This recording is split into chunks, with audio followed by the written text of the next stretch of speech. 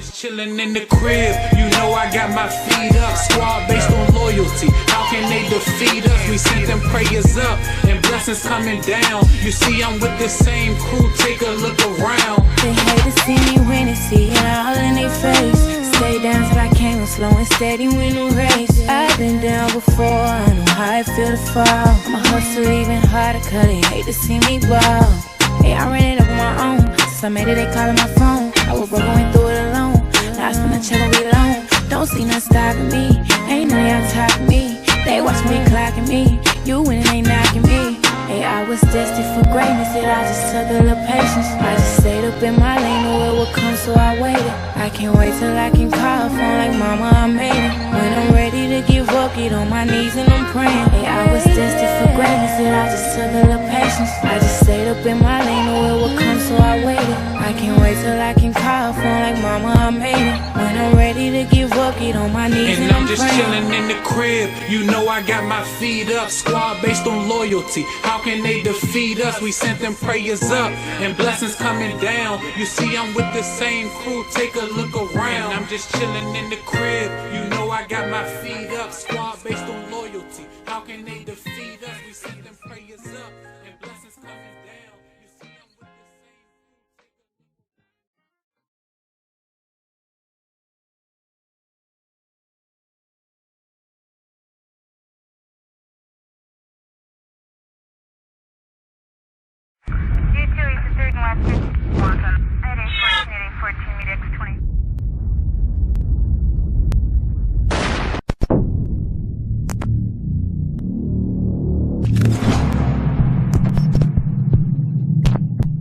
Yo, what up, man? Chris and by checking back in, man. Back with the Untold Truth, man. This is on the homie Young Ill, man. If you've been following my channel, you know I've been a heavy Young Ill supporter, man. So to keep it real with you, bro, I don't even really know how I got this interview, bro. And shout out to Ill, shout out to his brother, shout out to his family for saying, yo, if you sit down with anybody, you need to sit down with Chris Unbiased. You need to do an Untold Truth. And that is a dude who needs to bring your story and your journey to life. He's the only one that we feel like can do it to the magnitude that you need to have it done at.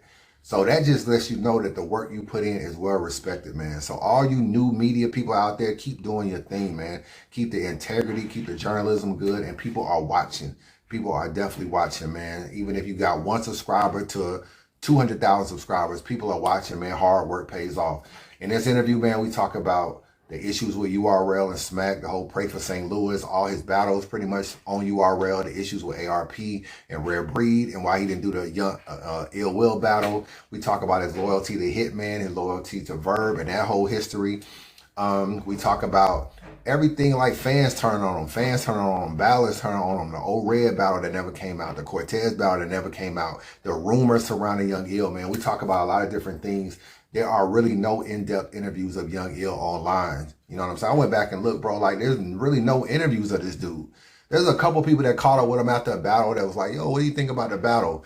But this is the only Young Ill interview that you probably ever will get, if I'm being honest with you, bro. So for me to be even able to bring this to y'all is pretty much a blessing, man. Something to live online forever, man. And to all the media people, I just want to say this, man. To all the media people that's doing your thing, I see y'all, man. I see y'all niggas doing IG interviews. I see y'all niggas doing Skype interviews. I see y'all niggas doing Zoom interviews. I see y'all interviewing this person and that person, man. Really turning up, man, and putting on for the culture. And it's really, really dope, man. It's really, really dope, man. I love what y'all are doing, but don't get it twisted. There are interviews, and then there's Untold Truths, man. Holla at your boy.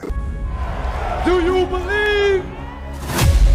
You were supposed to battle Ill Will on RBE. Yeah. What happened? I ganked him. I know. Yeah. But I mean, why?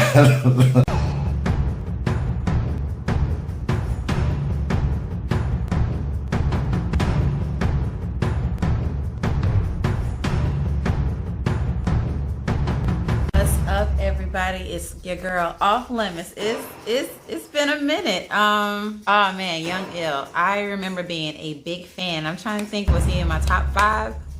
I'm not gonna even lie and say he was, but I do know he was one of my favorites. So I had this thing called favorites and I had top 5s. He was definitely one of my favorites, really witty. He used to do this scheming, Mr. Who is this nigga? I'm trying to see what I'm gonna do with this nigga. Oh, what was the one bar he had? You trying to snap back into a new era that you're not fitted for? I believe I lost my mind on Twitter. You've been battle rapping since February of 1992. What the fuck are you still spitting for? Mook probably tell you to stay retired. Your rap's gone. You should listen more, because now you're reminding us of Hat Zone. Trying to snap back into a new era that you're not fitted for.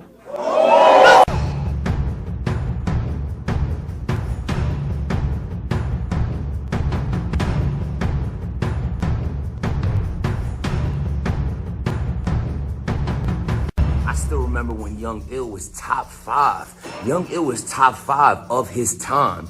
Like, he had classic moments in all of his battles, innovative shit and all that. Like, the DNA, you should be used to these 60-second rounds, the grind time reference, and then he pulled the floss out, doing antics way early in the game. You know what I'm saying? He had the battle with Rich Dollars, that stanky Yankee fitted on, the Calico, who is this? He has arguably, if not the best one-round battle ever against T-Rex. You know what I'm saying? Before JC was JC, he was low-key, like, people thought JC was a protege of Young Ill. You know what I'm saying? He was on a crazy run. He had the jokes, the bars, the personality. He was killing it. Then I don't know what happened.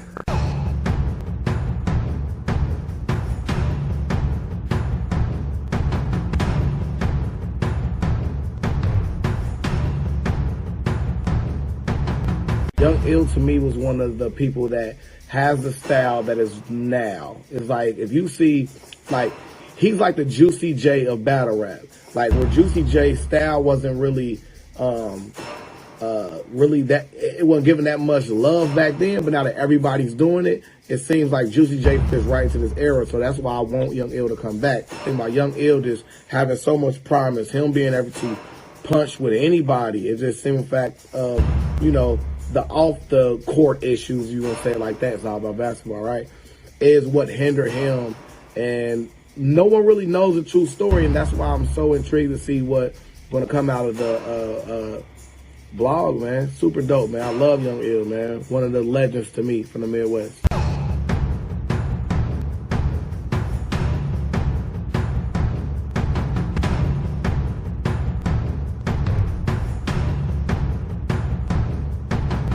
Young Ill was my favorite battle I grew up watching. When I first saw him when he battled Sue Surf, he 3-0 Sue Surf, obviously, and then he went to battle Calico, and he started that smack, who is this nigga slogan in round 2, and then he went and battled Rich Dollars, and he had the infamous second round. Like, Ice Pack was that nigga back then. You can honestly make a case where he was one of the top dudes in the Midwest, and you can make a case that he was one of the top dudes in St. Louis because he beat Hitman in Street Status, and then Verb was the top dude in St. Louis to me. But Young Ill, he had the total package. He had bars, he had jokes, charisma, performance, wordplay. Like, you name it, Young Ill was, like I said, that nigga back then.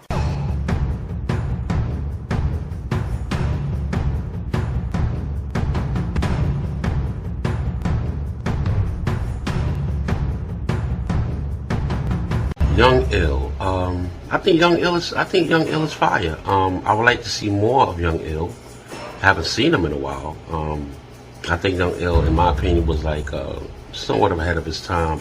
I would love to see him in today's era, you know, battle with someone like an Easy to Block, or I'm not sure if he battled T-Top or not, but I like to see him battle like the new era. I think he can hang with the new era if he was to come back and stay consistent.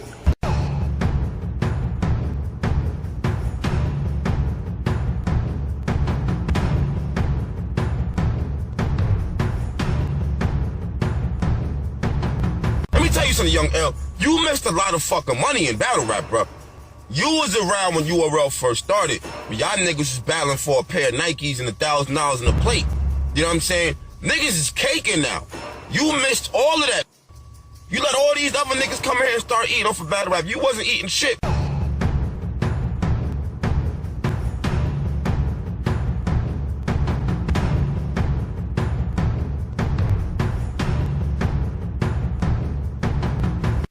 the thing that I love and respect the most about Ill is the same thing that kind of like pisses me off the most, because, you know, he has been a soldier, like no doubt. He been frontlining shit since 2008, you know, running the streets through street status. But I feel like coming up, even though he had his own identity, I always felt like he had leadership qualities and boss qualities that us as fans really didn't appreciate and allow really to grow, because we were so infatuated with the war that we had in front of us with, you know, Averb and Hitman and Young Ill versus, you know, New York. And I think that him leaving the battle rap culture and evolving and turning himself into an entrepreneur, that's the thing I love and respect the most. We're here. We are in a parking facility where I parked the company truck. Okay. And we did establish Riggins and Bell? Yeah, Riggins and Bell Trucking. Tell us about the name, man. Why the name? What is it symbolic of? The name is symbolic of my younger cousin and my uncle. More so my younger cousin, Leonard Riggins Jr. It was his idea to, you know, establish a trucking business. So we did that in the company of his mother and my brother and my cousin. We all established it. So after he passed away, we still went through with the idea to you know, kind of put it in the forefront, get more educated, learn the ins and the outs of that game. And it's something that we kind of mastering right now.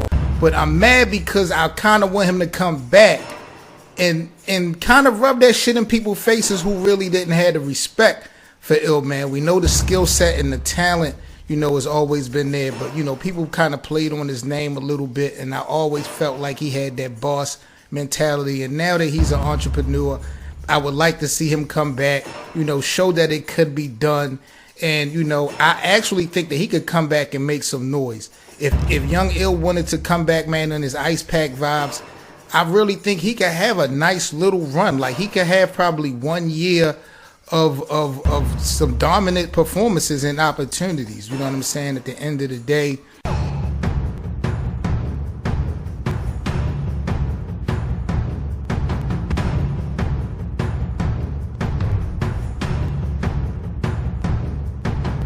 Young Ill is the most talented out of all the St. Louis rappers. He was the most skilled, most creative. He had everything you could ask for, the battle rapper. Ill, in my opinion, coming in the first wave of the URL, not smack, of the URL, I believe Ill was the first person to bring in the shock value of battle rap. Think about this.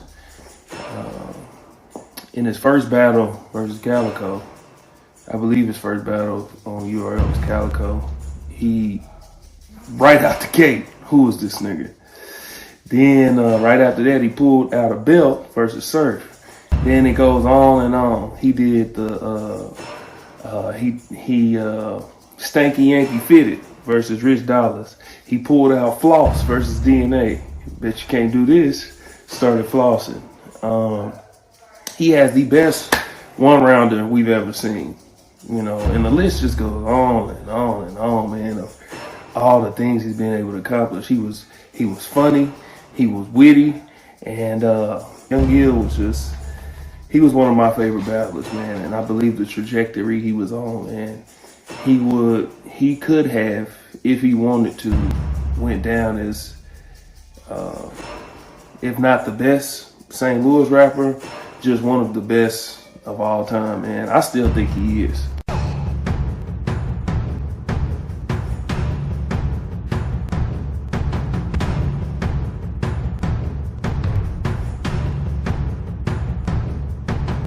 Young Ill, man, he one of the forefathers of STL battle rap, for sure. But not just that, but he one of the pioneers for Midwest as a whole, not just St. Louis.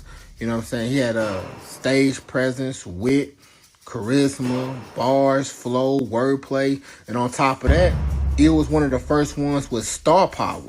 The way he commanded the stage, you know what I'm saying? Wasn't nobody giving it up like that. When Joe Light was knocking you out, nigga, you ain't give him that double fist reply like, let's get it, guy. Hit the card, pop the trunk, grab the pole, let shots from the trigger fly. He swung for your jaw, missed, hit your eye, you dropped down, hugged his calf, and bit his thigh. Like, what type of shit is that? But that's not all, man. I found out from a generous fan that he works downtown Manhattan at a hot dog stand. Look, if it ain't true, when I first heard it, I didn't know how to take it. I'm like, you get your buns grabbed and you play with wieners on a daily basis? The city started to look at him like, maybe he better than Verb and Holla. You know what I'm saying? Because like, he was like a perfect mix, but he had his own little signature to it.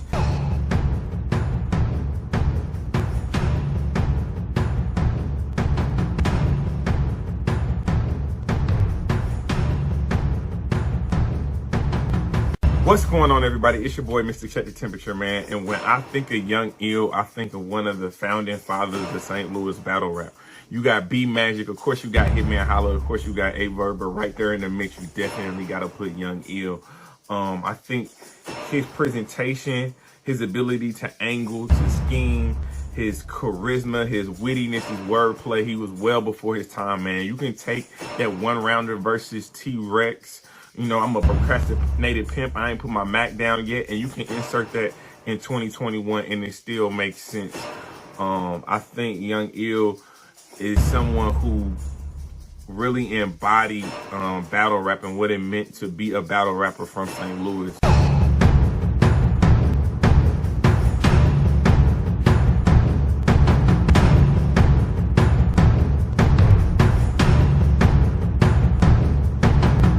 To me, and this is to me, I don't know how everybody else felt about him.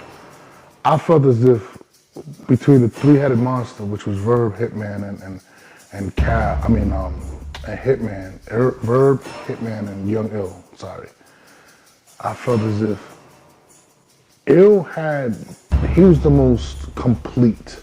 I feel like Hitman was a great performer. I thought he was good. I don't think he was as lyrical as Ill. I feel like Verb was just super lyrical, had his funny moments, but he didn't perform like them.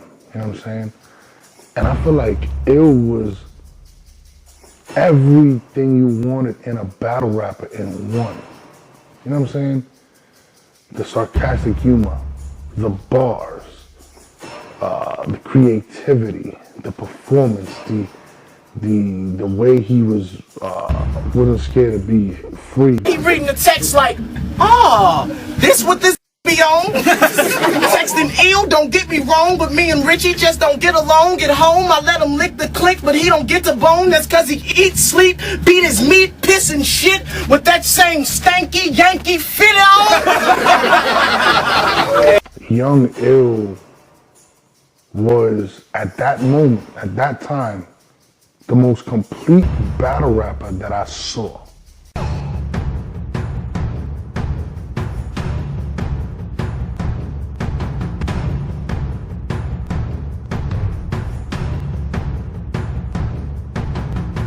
When you first heard Hitman is battling Verb, are you thinking, man, let me call Hitman and tell him he's tripping? Let me call, or are you saying, fuck it, y'all niggas get it in? No, I'm just like sitting back like, damn, what's going on? Like, okay, this is what we come to. Okay, cool. They battling for king of the city and shit. I'm like, man, fuck these niggas. I'm king of the city, you know.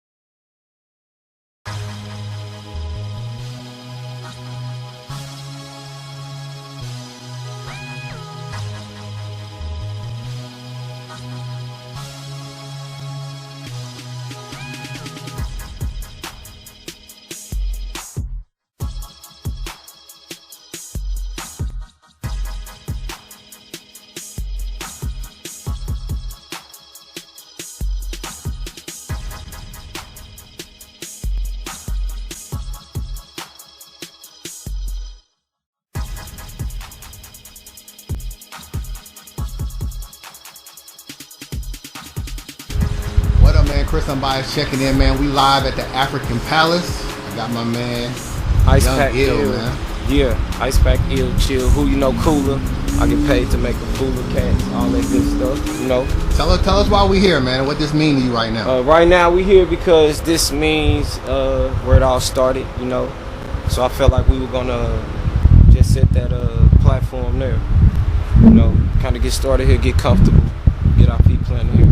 Tell us some of the legendary battles that took place at this place. You got the Hollow the Don versus Averb. Check the bets, they got me winning like 10-5. I've been advised. He like to do dumb shit.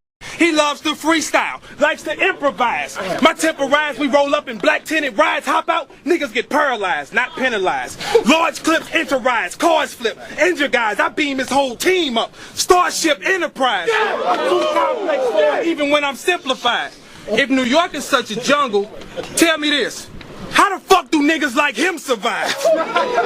We terrorize timid guys, cotton shirt, linen guys, light-skinned, slender guys. The target's been identified. It could be a long line of rappers who getting signed. If he in the front, I'ma jump him like, shut up, bitch, I been in line. Mine always come to mind is me and Hitman versus Young Ill. Now, he must have started hanging with thugs, because now we claiming blood, and somebody must have bought him a weight stand, because put the camera on him. He's sitting here looking like Flavor Flav on a weight plan. Listen, dressed like Soulja Boy in some Justin Timberlake pants. I don't know if he's finna crank that sing or break dance. Look, got my gang involved. You wanna be famous? It's red carpets in the sky. You can hang with stars. 12 gauge your rib cage. Rearrange your jaw. If I smack the shit about you, you gonna have to change your draw. That was early on in our careers, and you know, we pretty much had the whole parking lot packed. They closed today, but we had the building packed, and it was high-profile people there. It was kind of like symbolic in St. Louis battle rap culture. I started off just writing battle bars, you feel me, over Jackson B, stuff like that. And but as far as battling concerned, yeah, that was always in me, like since grade school, high school, that was always my thing, battling. I took a more professional approach when later on in my career, after I was in a rap group, early on in my teenage years, I was in the same on the same label as Baby Huey. So before I battle rapped, as far as like the world got introduced to me, I was already kind of known locally. I won a battle with Kev Black downtown, or on the Street Side Records when I was young, probably like 18 or 19. I met Kev Black, same dude that signed 50. Then I won this thing called the Gong Show at Club Candela with this national comedian named D. Lee. I was running for like 6-7 weeks. Then the High Point Cafe, that's another area in St. Louis where I just was running through before I even knew who Smack. Like, got to meet them guys. I was already running through St. Louis. I was already battling grown men. So I met Ill actually battling. So I remember this is when MySpace was popping. So it's this guy D-Mac here, you know, who is also a battle rap legend in the city. You know, he's older than us. D-Mac was like, yo, come to the High Point. So the High Point is like how the shelter is at 8 Mile, you know what I'm saying? So D-Mac was like, yo, man, this young kid killing everybody who come on stage. You know, that's where all the hip-hop artists was. If you love hip-hop, you was at the High Point, you know what I'm saying? By the big Emma sign. Everybody in St. Louis know it. So that's my first time meeting, because we battled twice. So we battled that night also. So I was like, okay, cool. Now let me treat him like a fish. Fucking gut this nigga. See, I'm a crook. Don't trust this nigga. G Soldier, you ugly. Ain't no bitches wanna fuck this nigga. Hey, would you holler? I wanna touch that nigga. So when I battled Ill, you know, I was shocked because, you know, usually a lot of people look at us, like I said, for party and bull crap. You know, they just think we like them country niggas and all that type of stuff. So when me and Ill battled on that stage, I was like, yo, this guy dope. So Ill gained a reputation from going around. Like I said, I was the cameraman. So he gained a reputation from going around. I used to take the camera around, and everybody he rode through just body him, kill him. He battled this guy C-Star. You know what I'm saying? I got that battle. Catholic, like an old cheap mattress, you would get pissed and slept on. Shitted and stepped on. If you step wrong, step on. My gang like E.A. Holmes, nickname Skeletor. He break bones. Yeah, you cool cause the heat ain't on. When it's beef, you couldn't run to buy time on a prepaid phone. But yeah, man, I got a lot of ill battles, and so he was just going around terrorizing the city, and he was young though, you know what I'm saying? Like a lot of us was older than ill. So we was like, man, this little young kid is just over here just killing and killing, you know what I'm saying, murdering people. So that was how I met ill. I met ill battling him at the high point. How did you meet Bird? I met Bird. How did you and Bird, yeah, how did y'all get so cool? Yeah, I met Bird through his younger brother. We went to school together. And see, they from Pagedale, so I'm from the West End. I'm from Clara and Page, so that's not too far. We got kind of the same common areas that we travel. But I went to school with his younger brother. We got real cool, like family oriented. And that's how I got cool, because he rapped. His younger brother didn't rap. Music kind of brought us together, and then just being cool too around the, you know, the age bracket. St. Louis, small city, so it's only a few people in your age bracket that's producing at the level what you're doing. So it wasn't really we frequent the same areas, we did the same things, and we was the same level of cool, you know. Take me through the Hitman battle. At the time that y'all battled, were y'all cool and like the city was like, nah, you gotta see ill, and ill, you gotta see Hitman? Or did y'all really build y'all friendship after the battle? No, we already, see, we got common friends. Like I say, Hitman cold in football. So he, my cousins, he came up with my cousins, playing basketball with my cousins. Like we used to go rounds, places like the Palace and Limelight. Those are names that's gonna ring a bell to St. Louis people when they hear it, you know. But we used to be outside back then when people was getting jumped over colors of their clothes and stuff. We would really be entertaining people in groups. You know, that's a young teenage high school level days, you know. We was real special back then. How it was in New York, it wasn't too many people to choose from. And if you was in my age bracket, Hitman was somebody in my age bracket I knew I always had to see. Whether it be on stage here, this is where we just documented. But in my age bracket, if I went somewhere, I knew he wasn't somebody who was just gonna take the backseat to me if he seen me. You got a team full of nerds and geeks, like a chess club. Disrespect when I rap check. I'm gonna show you what the tech does. Since music is your heart, you get a hole the size of a CD where your chest was. You and your homies, DMX thugs. Y'all ain't rough riding, buck bed caskets. Get buried on top of your best bud. Wherever we was at with it being cool, going on stage, grabbing a mic, telling the person that shot you out, I always knew that he was somebody I was gonna see. So at the time of the battle, are you a little bit like bigger in battle rap than him? Like, are you like the man in St. Louis? Like at the time of y'all battle, what's the structure of St. Louis? Who is like that guy? In St. Louis, I'm hot because, like I said, man, Hitman was out the school, whatever, but hell nah. Hitman has a cult following in St. Louis before it even touched anything else. You know, like, he real popular in high school, so I already knew that coming in. You know, real popular cat, so it was more so a phone call with me and him, like, hey man, you having too much fun back there, it's ringing too much, I'm finna come back and battle you, like, we gotta battle each other. It was only like 2 weeks. Man, I left that battle like just with a respect level, just straight respect level. Cause some bridges you have to cross, and locally for me, in my age bracket, that was a bridge I had to cross. There's a rumor going round. Y'all know what time it is. Joning session. You see, I told Surf he was 18, going on 30. But DNA just looked 18, going on dirty.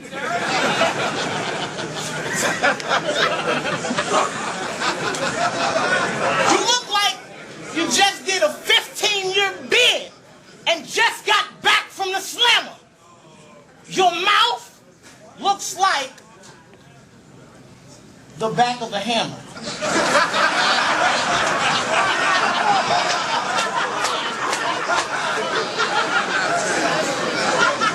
Young Ill was very personable on stage.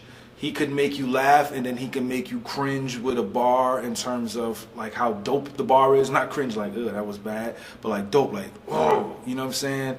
And his personality just shined through. And obviously, you know, he knew how to dress, so that kind of helped market. So, and then the other guys, they were just kind of, it was just like raps. It was just dope raps from Cal, dope raps from Rich. But Ill had a little bit extra. Young Ill he had it all, like, and he had it all, B. Like, that's pretty much it. Now, let me ask you this. Very early on, you were very animated. You had bars. You had a lot of performance. You know, you had a lot of qualities that people at a young age don't necessarily develop as fast. Yeah. So how did you get so, I guess, how did your structure of battle rap be so precise and so on point at such a young age? Yeah. See, like, I always knew I was going to be a star forever since I was little. Since I was a little kid, I always knew I was going to be a star.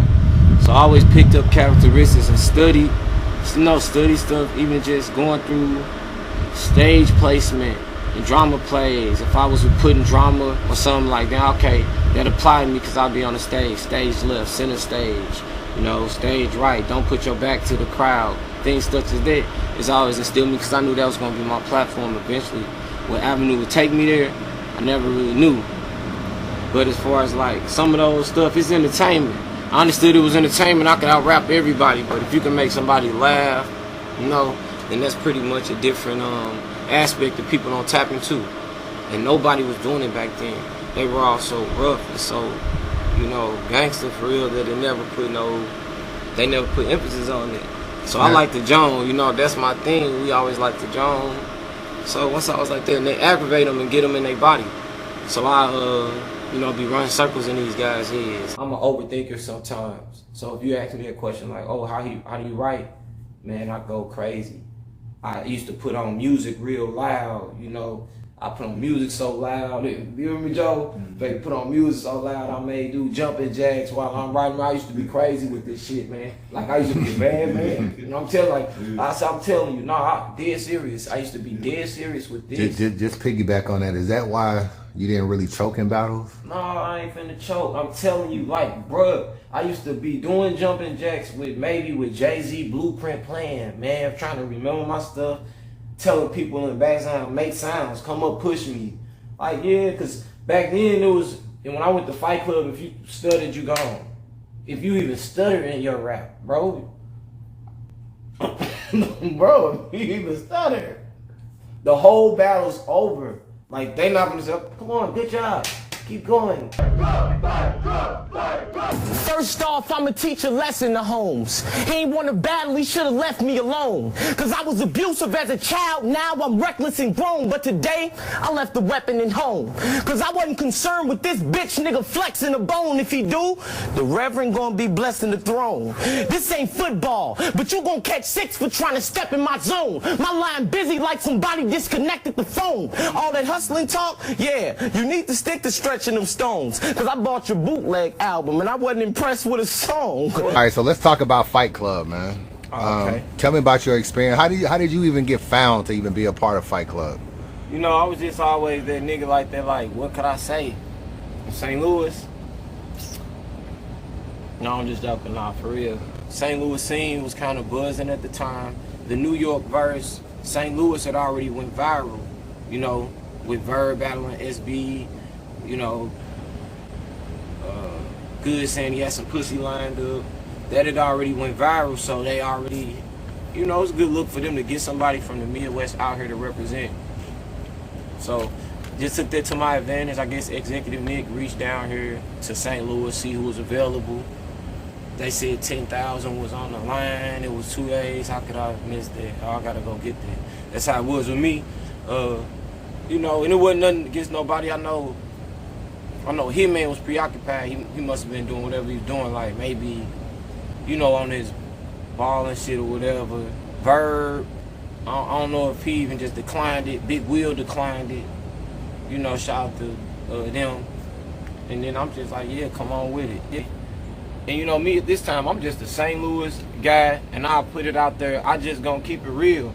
The day of the battle, I was supposed to battle Arsenal first, and then I was supposed to battle Hollow the Don. And at that time, man, I was very dangerous. I was very dangerous, man. Like, even on a 2-day preparation, at that time, I was very dangerous. This way before people caught up with me, as far as, like, haymakers, like, one-hitter quitters and shit. So, Hollow already knew out the gate that he was going to save his second round for, some later shit. So when I got him first, man, he straight emptied out on me the first round. You can see it if you listening. He went crazy. I did too, though. He wrote that shit. I heard it before, so I'ma whip your ass all day long. And your man lifting his shirt up around other niggas like you on some shit like you doing gay porn. What you trying to do, dog? I get it on all day long and peel off in a black light the same color as Akon. I said, yo, this nigga yesterday hit me up on the J phone. He was like, I ain't want no beef, just make sure I get back to my safe home. Remy, Arsenal, they battle first. Then I'm like, damn, okay, I was supposed to battle Arsenal. So they just put me on guard like, that's crazy. That's a flip flop right at the you know, like right at the end of it. And I always felt like that was not official, you know? Yeah. That wasn't official, but I don't be tripping off of it. Like, you know, you and Hollow had a close battle. Do you feel like the little freestyle about your mans and his shirt and everything? No. Do you feel like that was kind of the turning point? No. That's not my type of style, because who was he talking about was straight official. That was Twin from Kenlock. You know, shout out to Twin from Kenlock. There was none of that. I felt like none of that. You know, that's how he chose to, you know, express himself at that time. You know, whether or not I agree with it, that's on a whole nother thing, you feel me? But nah, turning point, nah, I cut up every round. Got busy every round. My style don't really equate to going 1 minute. But every round I was cutting up. As I go back and listen to it, I think I won. Feel like I got cheated. But as far as Twin lifting up his shirt, nah, man. Twin official, he was showing you he had St. Louis on his stomach and he had the Twin Towers. Because he's from St. Louis, he's from Kenlock, but they moved up there when they was like teenagers. So they had that type of culture. Like, that's what he was letting them know. I was kind of like by myself and they was trying to outnumber me inside the room. I'm from St. Louis though, they from New York. That's all he was displaying. He was just being a hoodlum at that time. Like, I'm a straight hoodlum. Like, I'm going to lift my shirt up, nigga, what, I'm from St. Louis. That's all I took out of it. But the internet would translate it and be like, oh, that's gay, he lifted his shirt up. No, this who I called and say, hey, man, I'm going to be in New York City. You know, my friend named Chop tied us down with them. Long live Chop. And they just, my first time up there, man, people, this wasn't how it is now. When everybody don't understand, man, like, this such a free-for-all game now. Like, when I started rapping and I first started traveling, it was when people were getting knocked out, bro, and recorded and shit. Like, it's obvious I'm high. It's obvious you cool. My raps play I am, and it's obvious you gold. My aim is the game, and I got it in control when I flame. What's up? oh, shit. Yo, get up. Shit. It wasn't as just safe and commercial as it is now. Like, people was doing crazy shit, bro. So, but nah, to this day, he get in where he fit in. Cause you look at the battle and you'll see Twin on there with Smack, right behind Smack in all battles. You know, they real well-to-do cats. They not no cornballs. It's not a corn event right there. Hope he looking at this. Shout out Twin. Both on Twin Life, certified. That's their little camp thing.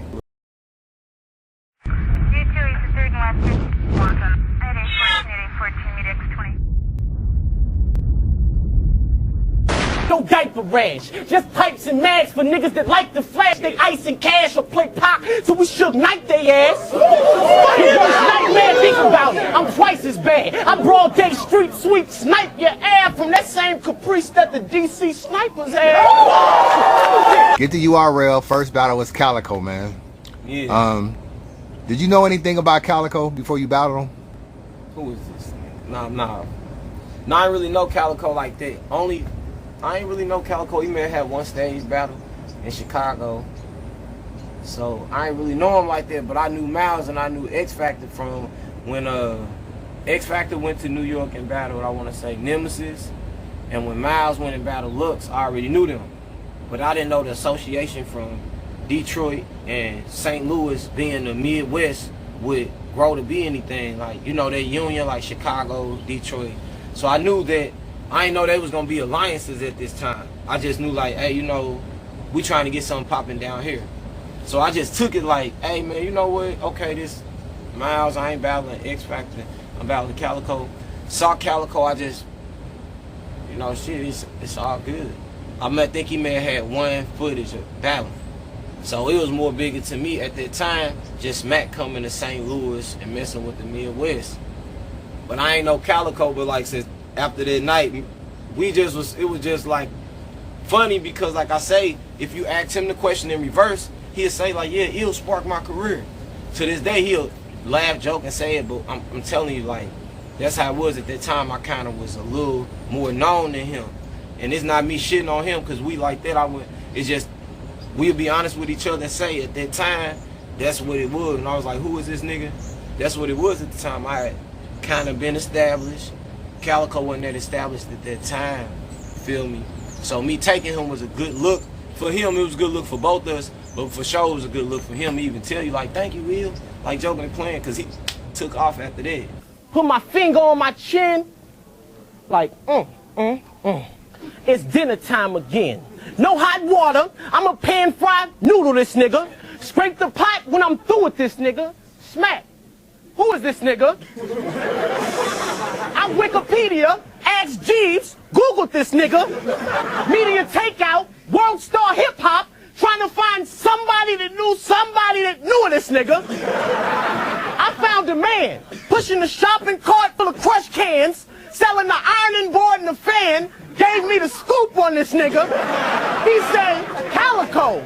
Oh, Calico. Since that Detroit versus Chi-Town, the D been through with this nigga. I got frustrated YouTubing this nigga. Cause every time I typed his name down, I kept getting the same search results. No matches found. Let's talk about who is this nigga. It became one of your slogans that was like super big. How surprised are you that that slogan took off like that? And how did you even come up with it? Like, surprised. I knew that whole scheme was funny. Like, that whole rhyme scheme. Ask Jeeves, Googled this nigga. You know, I saw the man pushing a shopping cart full of crushed cans. Like, back then, wasn't no humor like that. So, like, I didn't expect that part of that scheme to hit like that. But the way it went down, the way I executed it, looked over at Smack response, it's just so epic. Like, I couldn't have done it any better. I couldn't have planned it any better.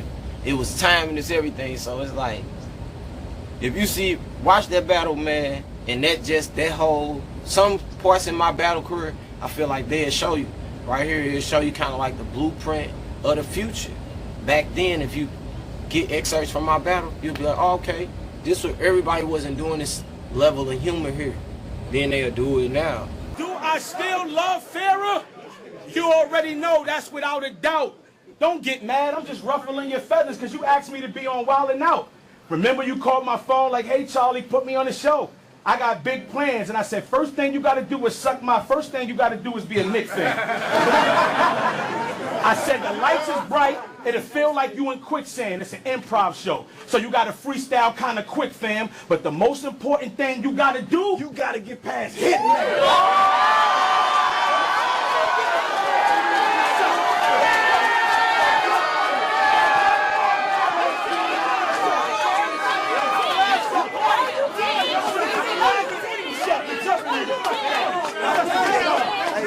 Talk your shit. No, you didn't. No, you didn't. You remember that hotel hallway? Your soul probably still there. How was I in a handicap match? But it was Jacare left in a wheelchair. Don't ask a question. Because I don't mind taking it past aggression. Yo, Hitman, chill. You already taught her ass a lesson. Think Big T at a cookout. What that mean? No, I was coming back for second. Chill. Let me take it from here. Get out of here. Ladies versus gents, right? You see how I say his name and he just jump in the ring? Every bar felt like he put the gun in your frame. Because we one in the same. John, what the fuck you doing? Shit, I thought we was running the train.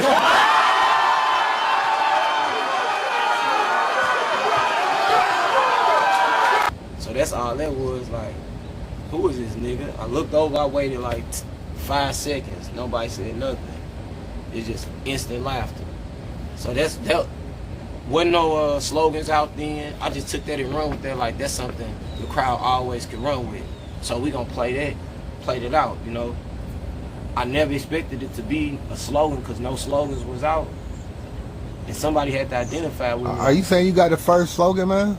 Yeah, I'm probably like the first one to market their slogan like that. Like, yeah, in my era, probably before me, as far as to be too popular, I wouldn't say nobody has had their slogan used in other people's raps like I did in my era. Like, who is this nigga? Like, let me ask you this: when you look at that battle and you look at the surf battle, you have a lot of, like, obviously the Who Is This Nigga part has this crazy performance. Even the surf, taking your belt off, acting like you're gonna spank them, the zipper part. Like, where did you get that comfortable on stage to even try certain things that other people weren't trying? Because most people were just bar heavy, but nobody was really stepping outside of the box and doing different stuff. So how did you become so comfortable? Were you feeling like you could do anything because you was just that popping at the time, or what? Yeah, my life, it's always been like that. Like, I'm always gonna go at stuff bull, strong headed, you know, strong with it. Like, I tied my shoe in a battle before. You know, I probably was the first person to go ask somebody on the side of me a question in a battle and them to respond verbally. Did that in my G Soldier battle. Will you touch this nigga? I wouldn't touch. Hey, would you fuck me? I wouldn't touch this nigga. That was back then. Those were risky things that I was doing. So I always was looking at stuff and like, hey, you know, this stuff get kind of boring after a while. You know, so every since I know that was my kind of secret weapon. Always to have something to pull out the cut that's like, always be unpredictable. Dreams are getting on. That's why I'm going off on. Y'all probably think I'm going strong, but really, I'm going soft on. It's time to drop down in my zone, you know. Become a boss on. For the next couple seconds, I ain't gonna even rap. I'ma just floss on.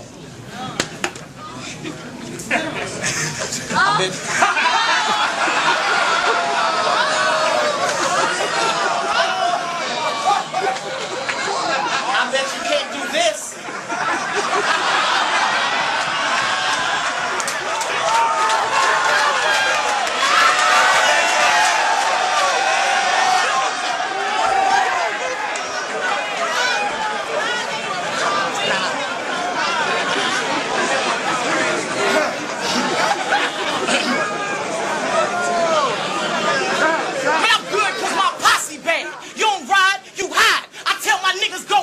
They making sure everybody's tagged. Black strap around my waist. It ain't kung fu karate class. Be Miyagi fast or catch a body bag. Y'all wonder if he telling the truth until the shotty blast. And then y'all can all see DNA lying when he's not available for a polygraph.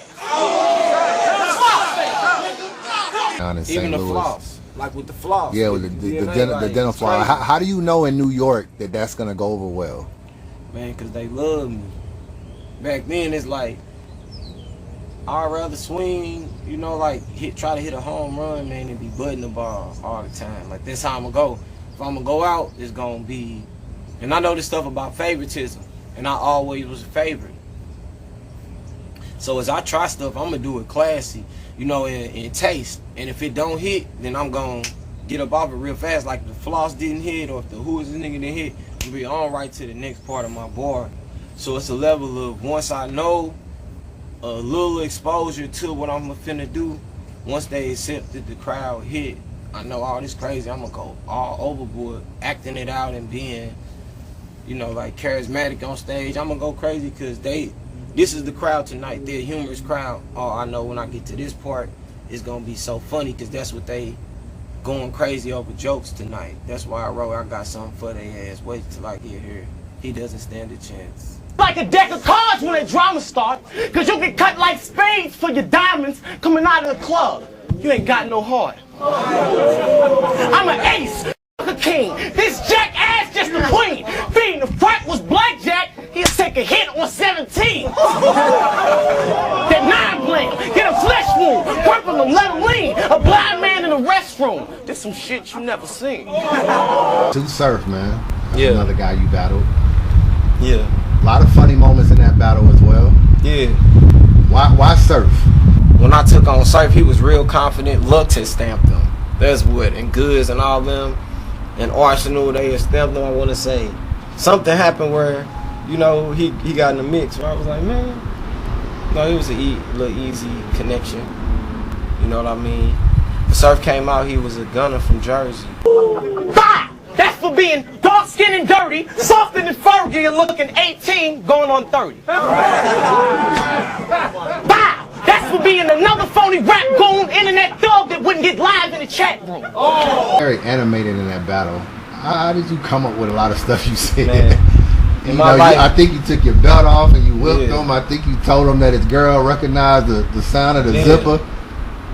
I can honestly say this, like, I don't know about other battle rappers, but other battle rappers could vouch. At that time of my life, I was just living my life, man. Financially, spiritually, I was in a good space in my life. And I was probably advanced than them guys, a lot more advanced, financially advanced than them, a lot more advanced in every area with women, you know, positioning when I'm going to other cities, you know, how to keep a safety net, how to carry myself. I may have been joking and playing a lot of times on camera because I know that's the part of me, space of me that people appreciate it, so I always put that in the forefront. But, yeah, man, I just always feel like I'm one of a kind. Surf get around on you, man? I know I upstaged him tonight in every element. I was long-winded. I don't believe he prepped for that. We was only going 60, I don't know how long. We was going like 3 minutes or something, wherever it was. I don't think he prepped to be long-winded. So I got the best of him. I don't think we was ready for that stage there. But I caught a lot of cats early on in their career before they developed that. What I was telling you, I had charisma, stage presence. You know, they just had the it factor, but it hadn't all came together for me or them.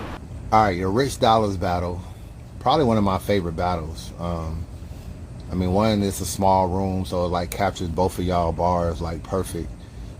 Between Who Is This Nigga scheme and the Stanky Yankee Fitted scheme, what's your favorite? What's your personal favorite? Well, I got some of your homeboys here. I might be able to ask them on. I might be able to ask them on camera. What's their personal favorite, man? Man, I'ma say for me. Hold on, let me ask them. Any y'all want to be on camera? Stanky Yankee Fitted. How we feel? We got Stanky Yankee and we got Who Is This Nigga? The whole setup. That same Stanky Yankee Fitted. I admit it. I want to grab, snatch, and stab it. Cause you was that motherfucker so much. I almost asked you what's your batting average. Now it's a rumor going round. Tell me, is it true, my friend? They say you put cardboard in that motherfucker to make it look new again. That's my Rich Dollars, man. Stanky Yankee. They saying Stanky Yankee, man. Stanky Yankee. For a long time, let me say this. For a long time, your Rich Dollars battle was my favorite battle from you. It still might be your favorite battle. Yeah. Battle for me. But is there anything about some of these moments that made you come up, like the dental floss with DNA, the Yankee Fitted? Like, are you just sitting around and thinking like, okay, how can I come up with something funny? Like, how do you come up with that? Back then, that was my approach because the game was different. It's like a one-hitter quitter. Nobody was so personal with people. It was all just, you wrote your bars to be able to use them in any battle you got in. So once it was like, okay, nah, let me just start picking these cats apart. You know, if I think it's a flaw with them, I'm not just gonna overlook it and try to out-rap them. No, they're gonna have a hard time. I don't care. I'm gonna attack the flaw first, man. After you out-rap me, one round, I gotta pick up something that I feel. It may not be what someone's told me, but once I pick up on something, then that's what I'm gonna make the butt of my joke, you know? And in this game, like, that's what it became. As long as I can make somebody the butt of my joke, then it's all good. Rich was coming off of a win from Calico, and Young Ill was coming off of a long hiatus from Surf. Young Ill definitely came up by himself, but he was comfortable, right? And you know, there wasn't really no tension between Young Ill and Rich Dollars. It was business. I was there to see Young Ill. At that time, again, I was a big fan of Young Ill. and he wowed. He had a great performance in the building. I thought he took it in the building 2-1.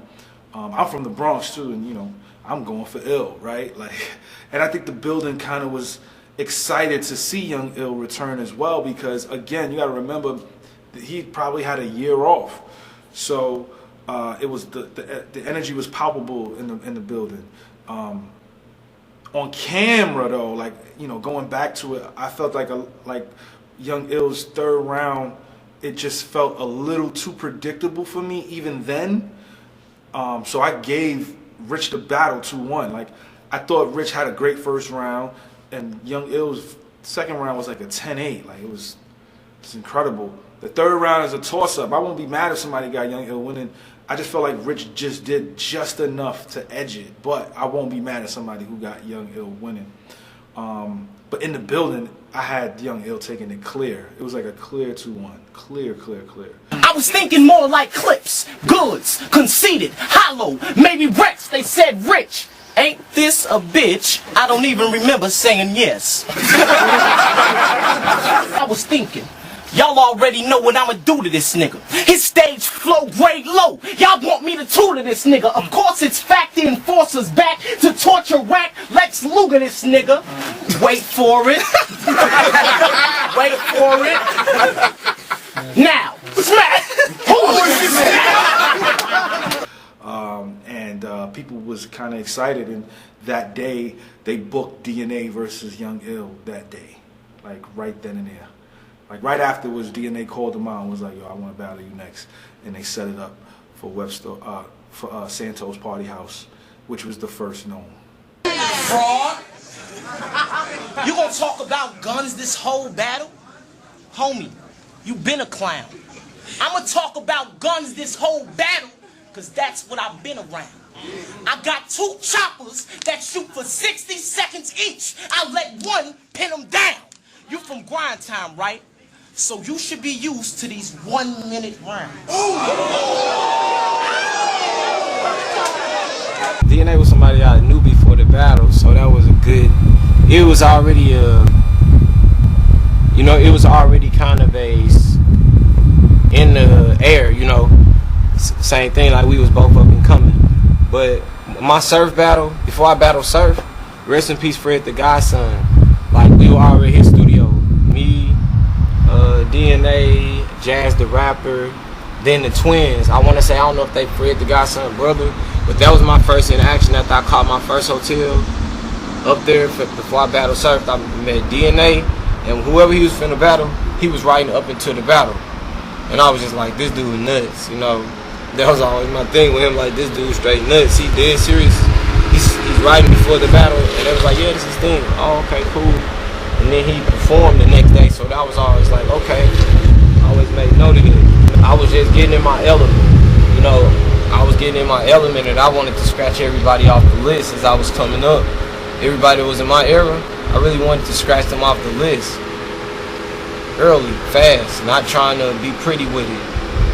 Getting it out the way. If the people thought you was nice or thought if you was gaining any notoriety, then I was really trying to get you out the way. And that was New York favorite. That was one of the New York favorite cats from Grind Time, just from in general. That was one of the people that was a favorite. For the next couple seconds, I ain't gonna even rap. I'ma just floss on.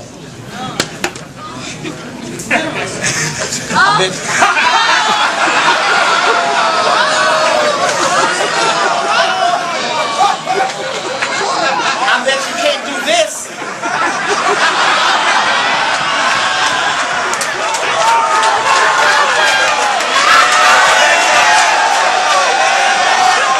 Floss on stage, you know, that was monumental in battle round. It was a moment for me. Unfortunately, you had to share with me. That's how I look, and I don't care how good cats be. Like, it was a moment for me. Unfortunately, a lot of y'all cats had to share my moment. But see, that's the thing about you. When you say, you know, for the next 45 seconds, I'm gonna floss on you. Like, that's another vulnerable part of battle rap. You don't really know if that's gonna work, because literally every prop you use can be it can possibly fail too. Yeah. Like, oh, fuck out of here. We want to hear you rap. We don't want to see you. Like, you don't never know how. Bro, I just feel like at that point I had the sauce. When I look back and stuff, it just, I don't think I could have failed anything I would have did. So don't be surprised when it come to round 2 and he go to the crowd like, y'all say a word and I need some participation from you. So say Verb ain't welcome in the NY, but ask me why. He got a text and I sent him back. That's someone that told me from your crew. Now you tell me, was it a lie?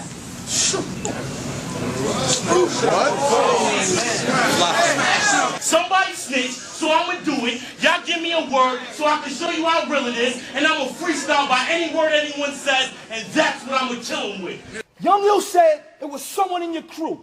You disregarded that. You did interviews and dropped diss tracks. I got called a rat for all of that.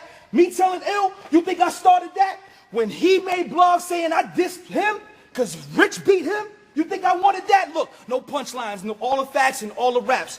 I told Verb, you wanted me in front of the crowd. Here's the awkward catch. Verb told Ill what I said. Ill responded back. I know exactly what he's gonna say, because somebody else already informed me that for years.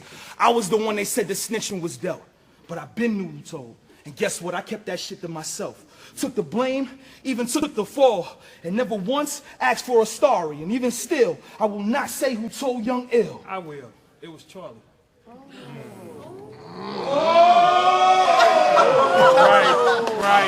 Y'all believe that? Y'all right. Y'all wait for that? Y'all don't believe that. Go ahead. Let him finish. And I still haven't told who it was Ill. And that's actually a fact. But when you think about it, Luck's friend's father, Cortez at his house, he let the Spanish nigga rat. How you think we found out about you on the couch? That nigga been a chatty little rat. Now that's a real 4-bar setup. And I know it don't make sense, but neither does half of all your raps. And since you love clapping machetes, it only makes sense a clip stabbed you in the back.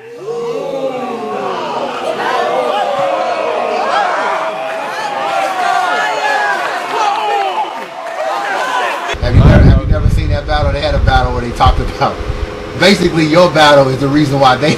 That's crazy. They gonna write a book about me one day. Like, dang, this dude, I'm an impactful cat, you know, character. When you got that information that DNA was left with, like what if DNA don't freestyle? Like, are you just confident like the information you're getting, he's gonna do that you can just say, you know, maybe when you come in the second round. I don't take information from invalid sources. That's on any level of my life. When it comes across to my table, I'm gonna bank on the person that's telling me, you know. Then that's it. Once if I verify that, oh, okay, everything checks out. So bet, let's go with it. At this time, you didn't battle Rich Dollars, so people are feeling like you that dude. Hitman is doing his thing as well. He didn't battle Hollow. He didn't battle Arsenal. His name is buzzing as well. I think maybe John maybe at this time. Where are y'all three at? Was there ever any competitive nature amongst y'all? And I know sometimes fans can put people against each other in terms of saying, like, you know, I think Ill is the best in St. Louis. I think Hitman is the best. Like, are you hearing whispers of that and just ignoring them, or like how did y'all success? How were y'all able to stay so cool throughout all of y'all being successful around the same time? It's the way our personalities built up, man. If you like the way our personalities built up, I can honestly say this. Like, I know Verb, I know his personality. You know, I know Hitman, I know their personality. They know me, they know my personality. I'm a real laid back dude, you feel me? Man, I feel like I'm the coldest ever, regardless, you know? So whenever somebody paint that image to me, like, do I think I'm better than Verb? Do I think I'm better than Hitman? Of course. And I think I'm better than everybody as well. You know what I'm saying? Like, I would think I'm better than everybody. I know I am. That's just my approach. So I never read into too much when people trying to say, am I better than Hitman or Verb? Because I know that's a button they would be trying to push. So I always say that like that. Like, if I had to put my favorite people on a list, they would be some of my favorite people, you know. As far as where I land, me, Verb, and Hitman, I'll say our strengths, I feel like I'm the best, but I could pick out our strengths and pinpoint our strengths and feel like You know, I feel like out of all of us, I feel like I'm the most well-rounded, you know, in the beginning. Since the beginning, I feel like I had a crazy little talent, like a real gift, you know what I mean? So VI who? And these toy soldiers? Send them GIs through, and I bet this tech can send a message you can't reply to. So bragging how you get the weapons in, you should stop. Or I'm at your crib, where your family lives, stepping in with the Glock. I can murk your sister, mother, brother, fuck it. Let's begin with your pops. You get the Barbie treatment. I'll put you next to kin in a box. Of course, I feel like I'm the best, but I still have a lot of respect for their craft and their elevation in the game, because them the only cats that I would admire. If I'm going to admire somebody or take note of somebody's progress, it's gonna be my partners that was closer back. You know what I mean? So when the people would put me against them and be like, who I think I'm the best? If you set Verb in front of me, like back then, me and Hitman battled millions of times. You know, like younger, same thing with Verb if it came down to it. Just as far as a craft, arts and skill, who's the best, we're past that stage. And now it's more so a level of class and taste, you know? Okay. Like, yeah, bro, like, hell yeah, I don't feed into it. Ever would I feed into it. You know, these guys, it just is what it is, man. That's what everybody will always do. You know, bark at that opportunity to kind of put you against some people that you already, you know, it's all good. If he number 1, 2, 3, it's 3 of us. And at that time, it was only us. It was nobody else for real to me. Like, so I never really tripped off them when they was battling. I'm just gonna flip the coin and play the cut and just be chilling. Like, I guess I'm humble, man. I know my work that I'm gonna put in. I know what I'm capable of. So I never take that approach, man. Like, oh, they're battling in this. Who's number 1? Who's number 2? Who's number 3? All right, so you, Hitman, and Verb kind of emerged as the top guys from St. Louis that made it to URL and became kind of like superstars. Was there any rumblings back in St. Louis that y'all didn't do enough for other people? I asked Hitman the same question, so I just want to know from your point of view, because you know you had other people like obviously Juicezilla, you had Will, you had Meta, you had VI. I mean, the list goes on of St. Louis battlers. Was anybody ever feeling like y'all didn't do enough for St. Louis once y'all made it quote unquote big? Like, maybe so, but they could never voice it about me, because I always made sure I stayed in touch to a certain degree for a long period of time. You know, they can never say that about me. Okay. I always made sure you could reach out and touch me. I always came to battles without getting paid, unannounced, popped up. Sometimes I may come to a battle and not, you know, like, real talk, man, like, yeah, I was always popping up, because I feel like that's what was right. That's what I would do. You could go back and watch battles. I host them free of charge. I'm in the building, ill in the building, you know, like, yeah, here in St. Louis. When you're saying that they didn't reach back, man, I'm out here, so I don't feel that. Okay. With me, per se. No, reach back, nigga. I'm back. I'm available to you if you need to reach out and we need to have a conversation. But everybody in battle raps, I got a personal relationship with them. If you from St. Louis, it may be positive or negative. And if it ain't a relationship, then you know. But as far as everybody that was coming up behind me, I made sure I was in the building to shake our hands, shoot the breeze. When it was over, go outside, may jump in the cypher with you, get on camera. Like, I did all of that as much as I could. So me, nah. These battles done changed, they made it personal. Ill wanna get personal, say it in person now. Hit his block, murk around, what comes around, goes around. Every time that I come around, I'm letting go around. Go! You gon' need 100 gats, the Power Rangers, the Thundercats, that Tomb Raider bitch and more. When I get the clicking force to my wrist is sore, you hit the floor with every ligament tore. You ain't never seen no shit like this before. It's a one-rounder. That wasn't really a popular thing back then. So I know I got that going down in like the history of battle rap is one of the best one-rounders. You know, I could watch that. That's one of my battles I could watch from front to beginning, mine and Rick's, because I know we was in our element. So it was that was one of those moments that I got somebody that I actually was interested in battling. So that's what you got from me when you watch it.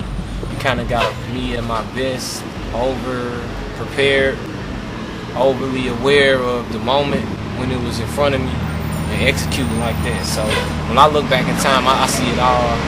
I look it back as a moment as far as me writing, being prepared, and everything. I just look at that as a real time where I was clicking on all cylinders. So for him to able to get out of there at that time, not be not lose, not lose his composure, and for me to do the same, that was crazy for me. Cause I know I was going crazy on Rex. I know it was not. I wasn't letting up on him. So I really gave him his stripe as far as being a killer. Everybody can talk about somebody, but until you're in the ring with them and you get to see their weaknesses as far as their strengths, how it hit hard, like up close and personal. He a straight warrior in my eyes. As far as I could have killed him that night. Somebody was supposed to die. You know what I mean? And I was coming to kill him. So since we both lived, over 4 million views off Smack. When I look at your career, and I look at Calico, I look at Surf, Rich Dollars, DNA, I always felt like you overshadowed them. Like you were ahead of your time. So it's like where they were trying to get to, you had kind of got there already. Where you had put together everything about your performance mixed with the bars. Yeah.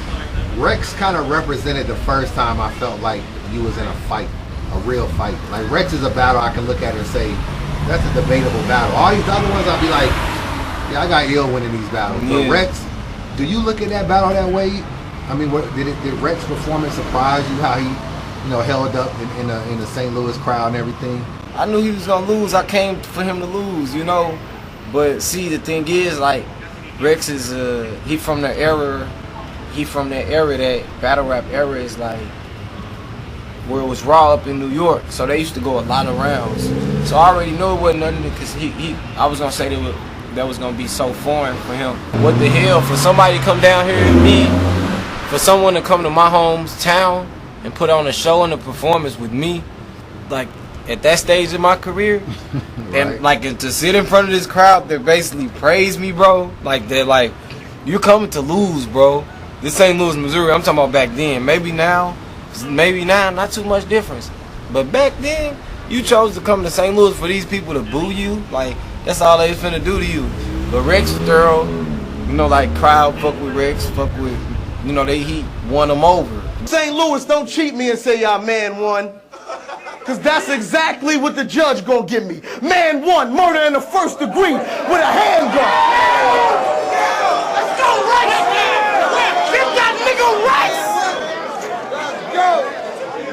Rex! So that's the first area that was kind of like he had to do before he even had an even playing ground. For him to be able to do that, and then for him to have that type of even playing field in the room, that speaks volumes of the type of battle rapper you are. Because like you say, he was on my territory, and I wasn't slow stepping. I was really pressing him.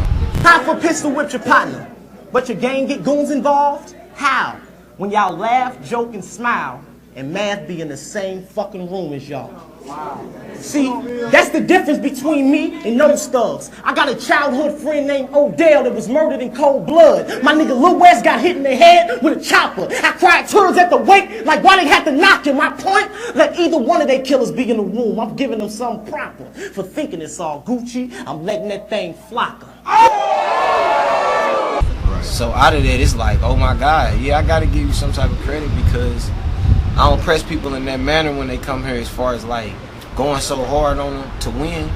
And if I tried to win and you kick back hard enough, man, yeah, you got your stripes for me.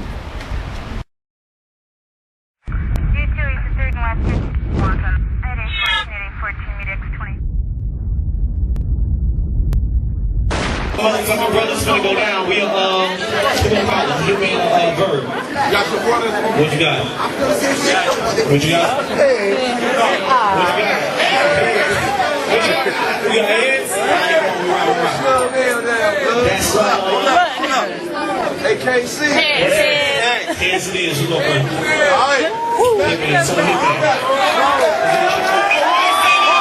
I know it was never no real animosity or nothing. It was just all good for the sport. and I'd already battled Hitman. I ain't had no plans on battling Verb, you know. So at that time, it was just like, wow, like this when y'all choose to do it. I would hope that it would be later on. When did you know they were battling? Are you hearing they battling when we hearing they battling, or you already know? No, I've been known like that they was gonna do it. Like I probably been known anything that's some St. Louis stuff. Even to this day, I'm pretty gonna know well. When you first heard Hitman is battling Verb, are you thinking, man, let me call Hitman and tell him he tripping? Let me call, or are you saying, fuck it, y'all niggas get it in? No, I'm just like sitting back, like, damn, what's going on? Like, okay, this is what we come to. Okay, cool. They battling for King of the City and shit. I'm like, man, fuck these niggas. I'm King of the City, you know. No, but like, nah, for real. At that time, man, they turned the city up so much. Every battle rapper came out to the loop that night. It was like crazy. Everybody was here. So I was just enjoying having an off night, having the honor of flipping the coin, and then seeing them straight. You know, that's one of the greatest battles ever, bro. Like, for real. That's one of the greatest battles ever. So, hell yeah. Like, they did it in so much class that they can go back, look at it, and still say, hey, you know, we still family. They ain't reached to nowhere. We know a lot of information about each other, you know. So I feel like they kept it taste, you know, in good taste. And the timing probably couldn't even been better, seeing where the culture advanced. It probably would have been good that they kind of got it out early so it can be appreciated more. Now, I think it'll be too much, you know, lights behind it. I think they got it out right in a good time to the point where the culture could appreciate it and then it could age as good as it did now. So niggas stop getting on camera saying you popping them guns. Hey, Big Jerry. Yes, sir. That's the way you talk to your son. If you understand what I'm saying, like, that shit would have been too regulated at this point with the online opinions. It would have been too much. The way they got it in, I feel like the culture was still kind of raw a little bit. And that was something that they gave the culture, like, dang, this for y'all.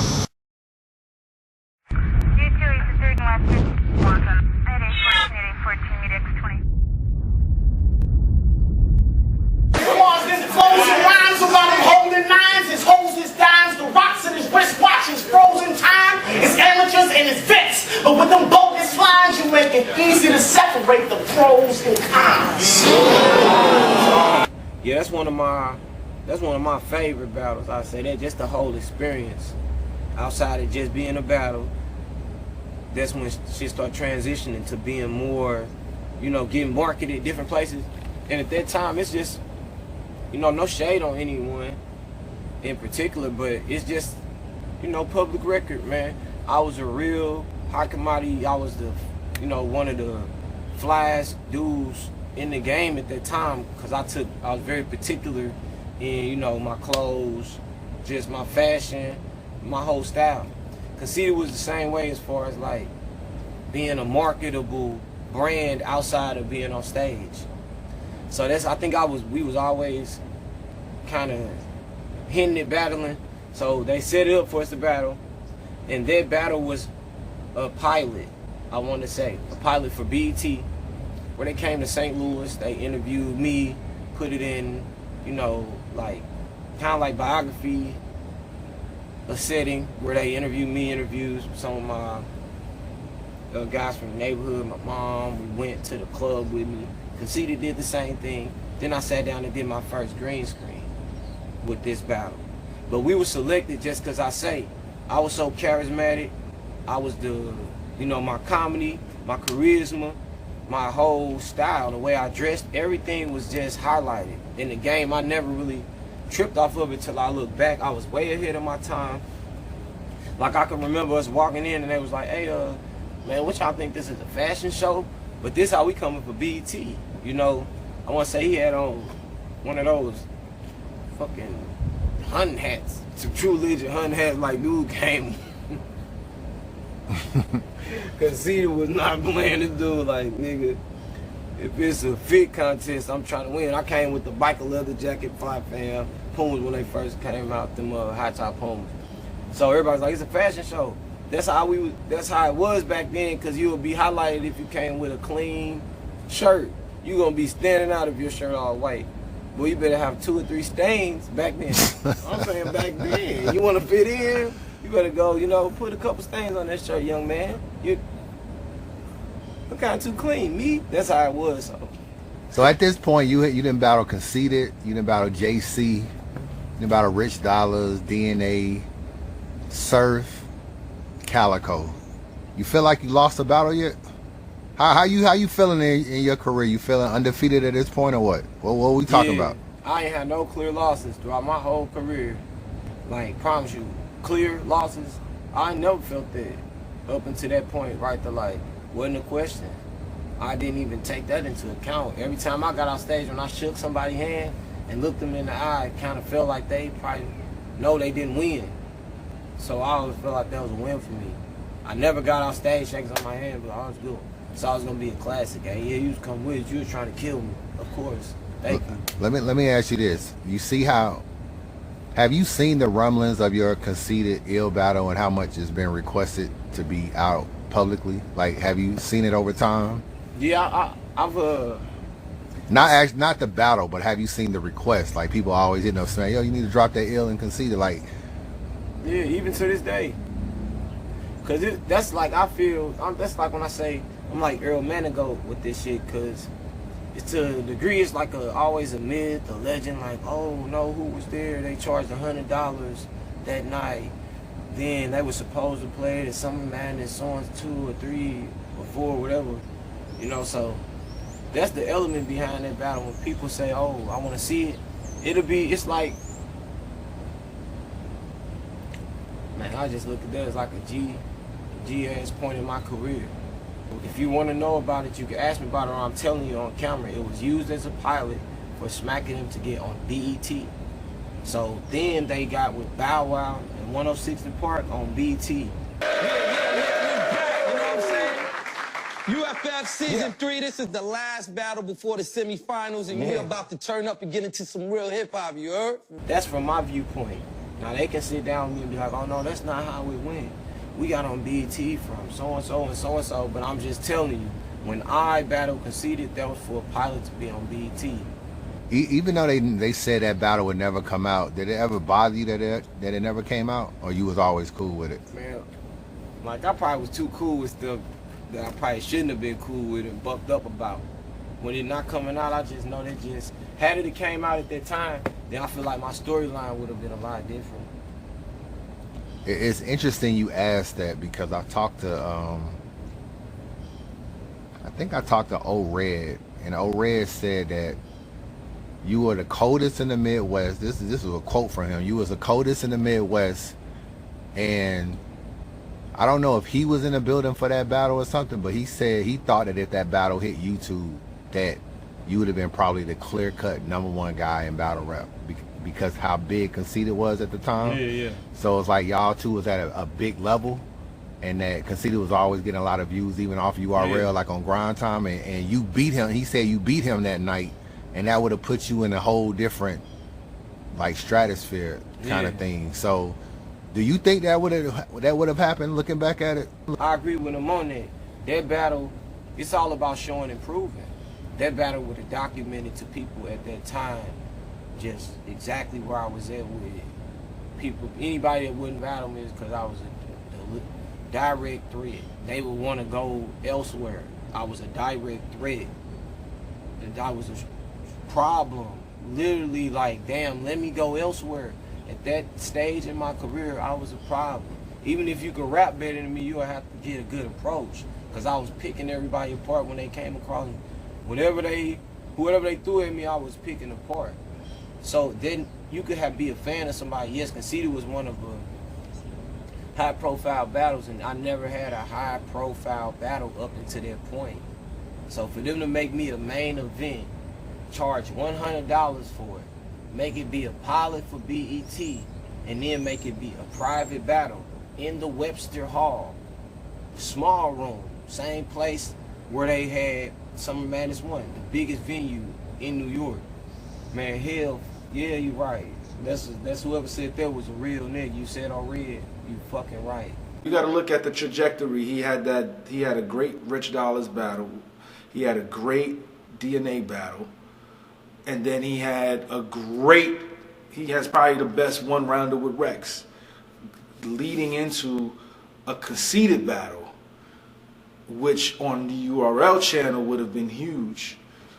And then he didn't have another battle until Cortez.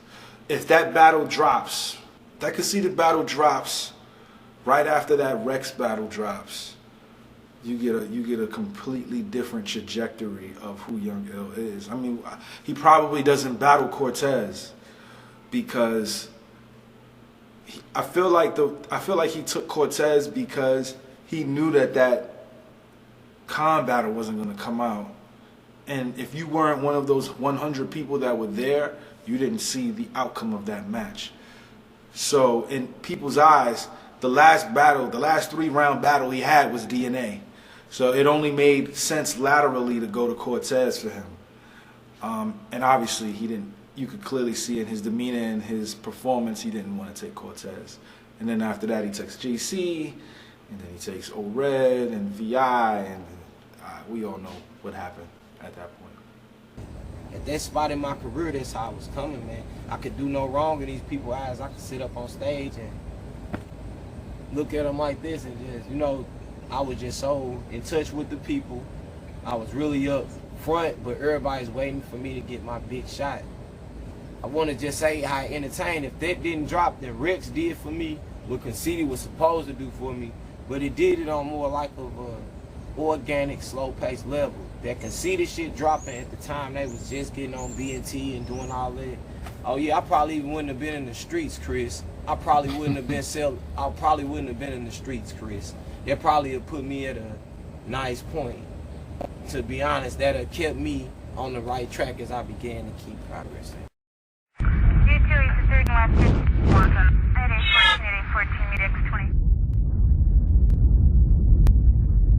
All right, obviously I was in the building when you battled Cortez. You had a crazy first round. Yeah. Part of your first round was crazy. I ain't gonna say the whole first round. Part of your first round was crazy. The shotgun bar. Do you even remember the shotgun bar? Yeah, it was something about Ricky and Boys in the Hood. Yeah, it was crazy. Like the only nigga to die from a shotgun or something like that. Like I just know it was Ricky, Boys in the Hood. It was some kind of bar. And it was already a room shaker, and I was thinking like this is gonna be a long night for Cortez. Yeah. I remember thinking that.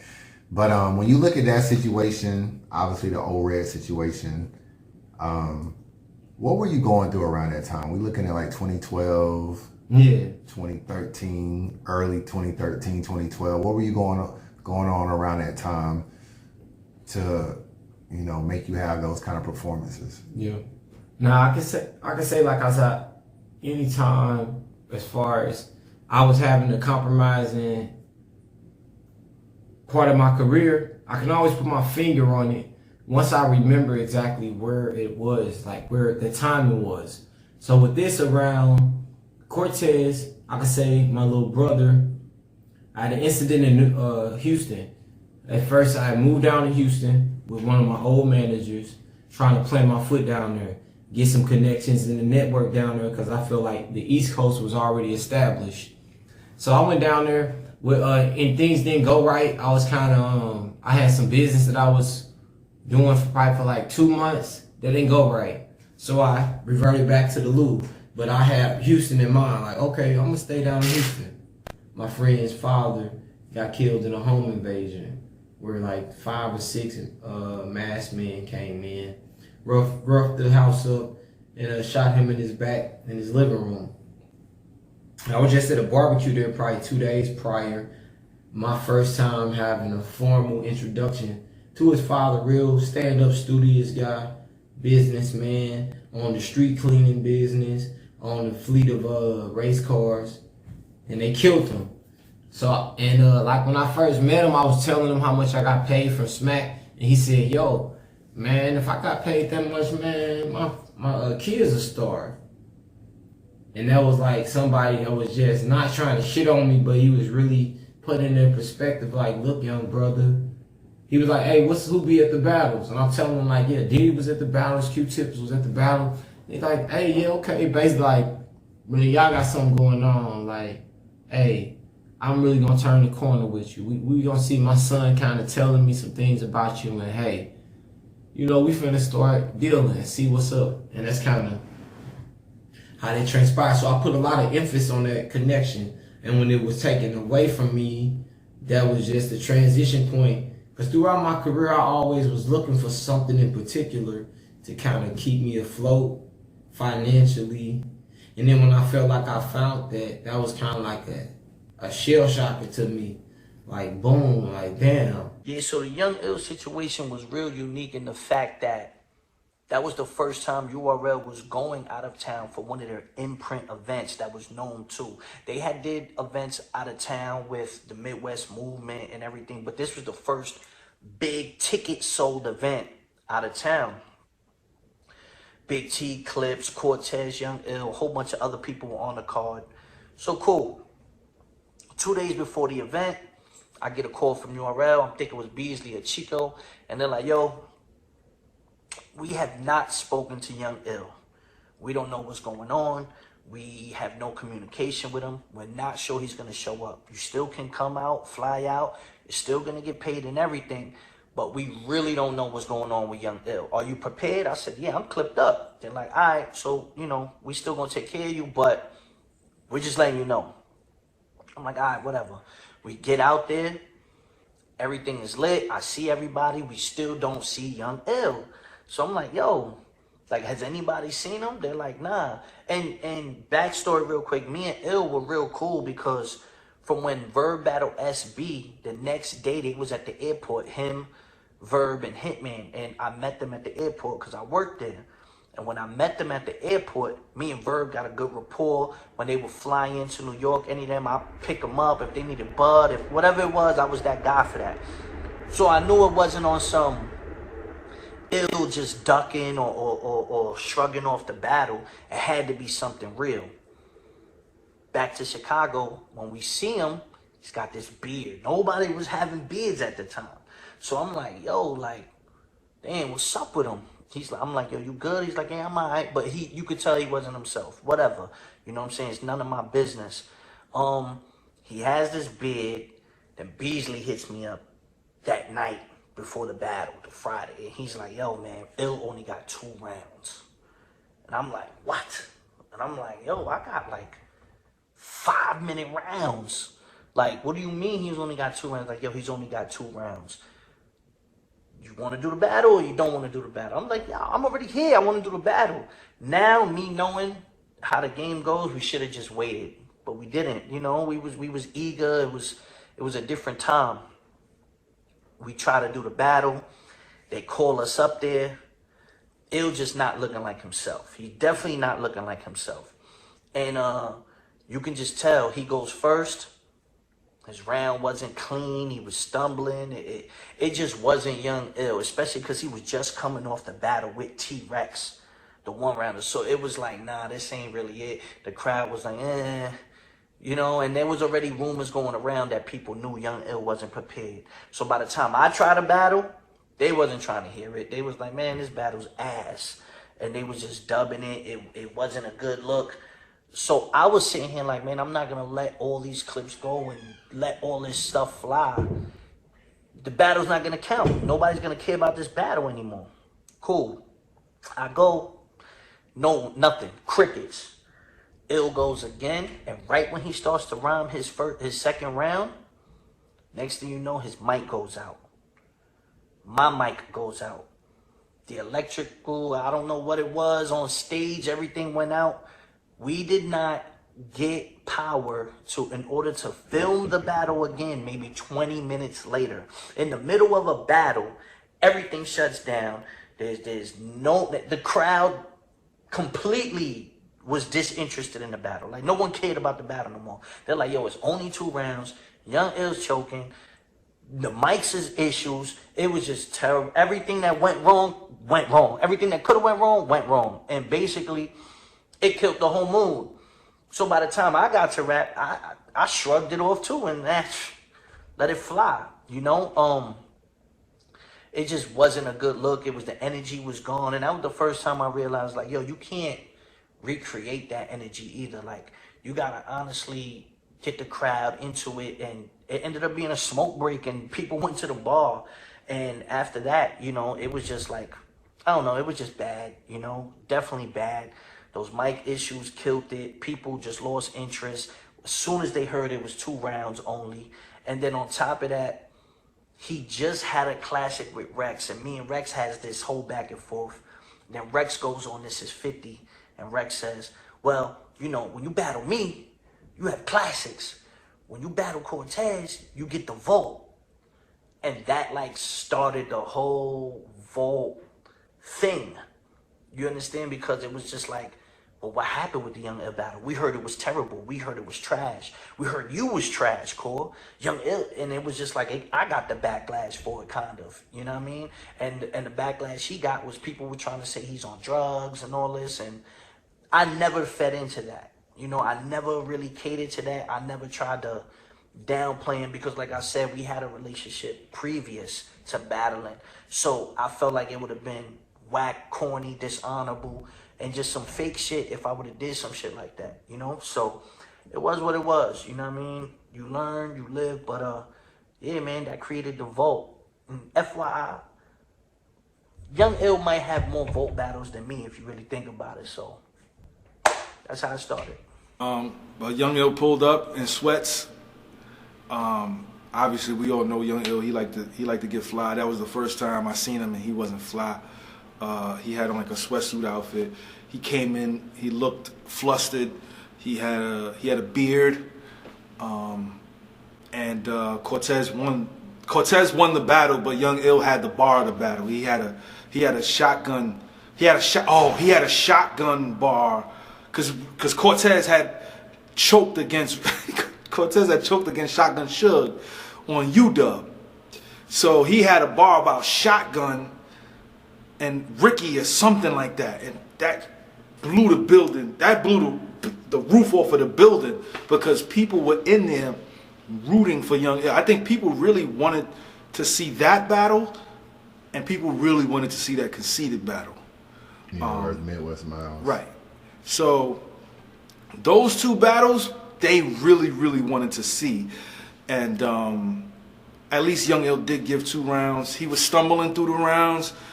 He had a funny airport story against Cortez. I don't remember it all, but it was hilarious. And then, you know, when he started to choke in the rounds, like, you know, I'm looking around the room because I already know it's a 2-round battle. So I'm looking around the room to look at the faces, and people are like distraught.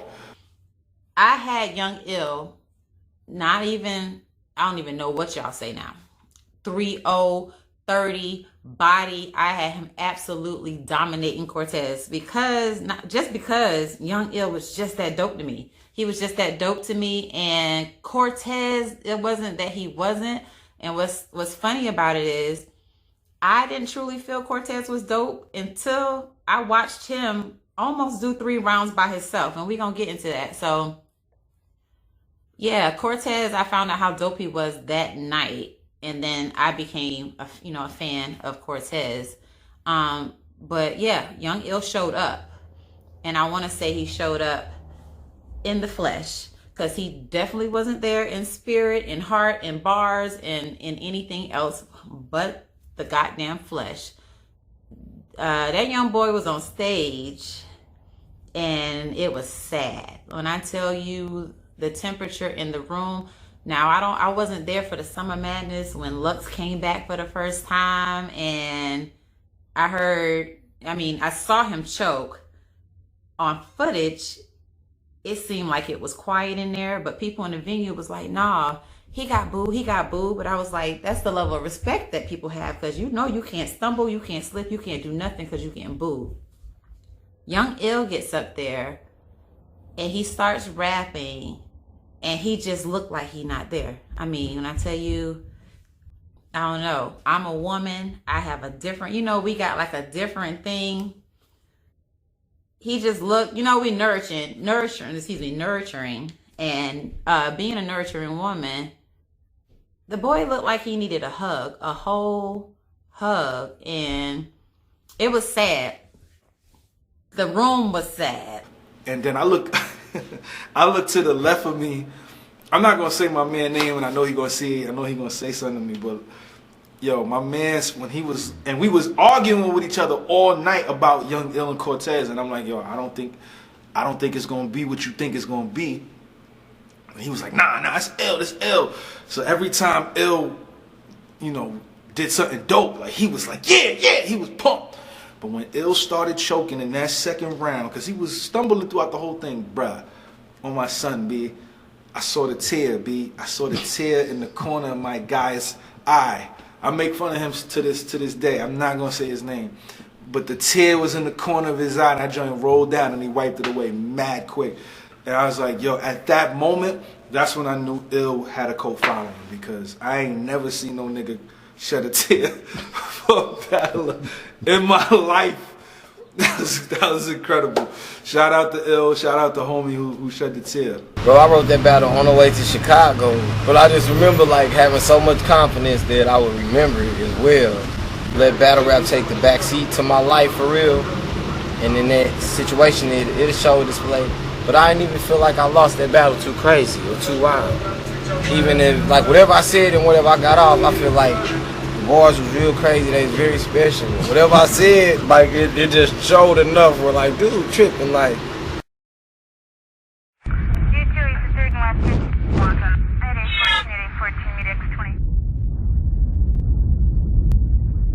Okay, let's go back to the O-Red battle.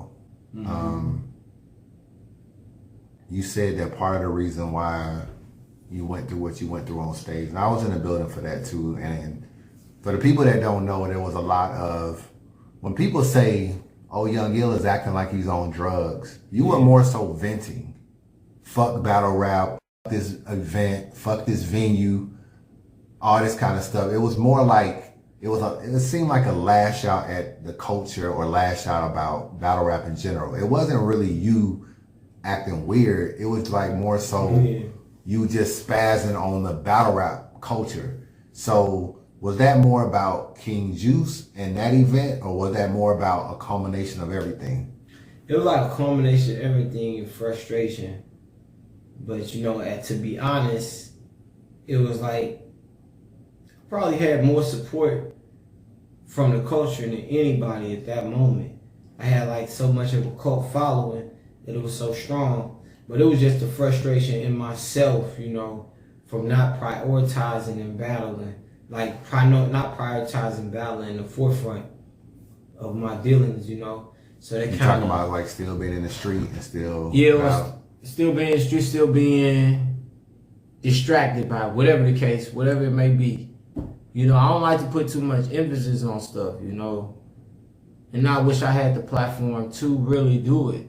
To just be honest and be like, yeah, you know, this is what it is, man. You know, like, yeah, if I'm like, I don't know how I could portray this. I'll be wanting to be so honest and still be thorough, like, for real, man. Like, around that time in my life and in my career, this shit wasn't what it is now. So I just try to keep it real. Like I already saying, this shit wasn't paying how it's paying now. And it never was for me. Like it never really was paying. So can we be honest about finances? Yeah. Like, so let's go early on. Yeah. Surf battle for free, or did you get paid? For the surf battle, I got paid for the surf battle. Calico? No, I don't think I got paid for the Calico. I didn't get paid for Calico battle. So Calico was for free. Surf was your first paid battle. I want to say yes, for sure. So when we say paid, you know, obviously we're talking like around 2011, 2010. So before that, 2009 when I battled Calico. Okay. 2009 was the Midwest Massacre. That's when this all happened. Okay. December, like how you see, like how you know when you got hired from a job. Like I know for sure, 2009 in December is when I battled Calico. And that could never be changed in my mind. So probably 2010 for surf? Yeah, for sure, 2010 for surf. So when you think about getting paid from Smack, are we talking like, what, $1,000 or less dollars? Yeah, nothing serious. Okay. All the way up to JC, like nothing serious. So all the way up to JC is probably like, what, 1,500? Something like that? Nothing serious if I seen 2,500 or maybe. Let me see,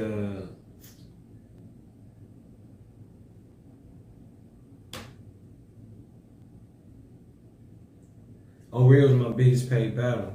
I always had myself and my outlook on trying to stay ahead of the curve, trying to keep money, even when smacking them was kind of like coming up the ranks. When I would go to New York, I try to have my paperwork established so I can always, be up to par, whether it's my look, whether it's my ability to do whatever I want. I always kept it heavy. And around that time was the highest of my life. Battle rap, as far as like financial, there was the highest of my life, like 2010 to 2012. If you could see somebody that's following me, anybody that was around in that time, know for sure.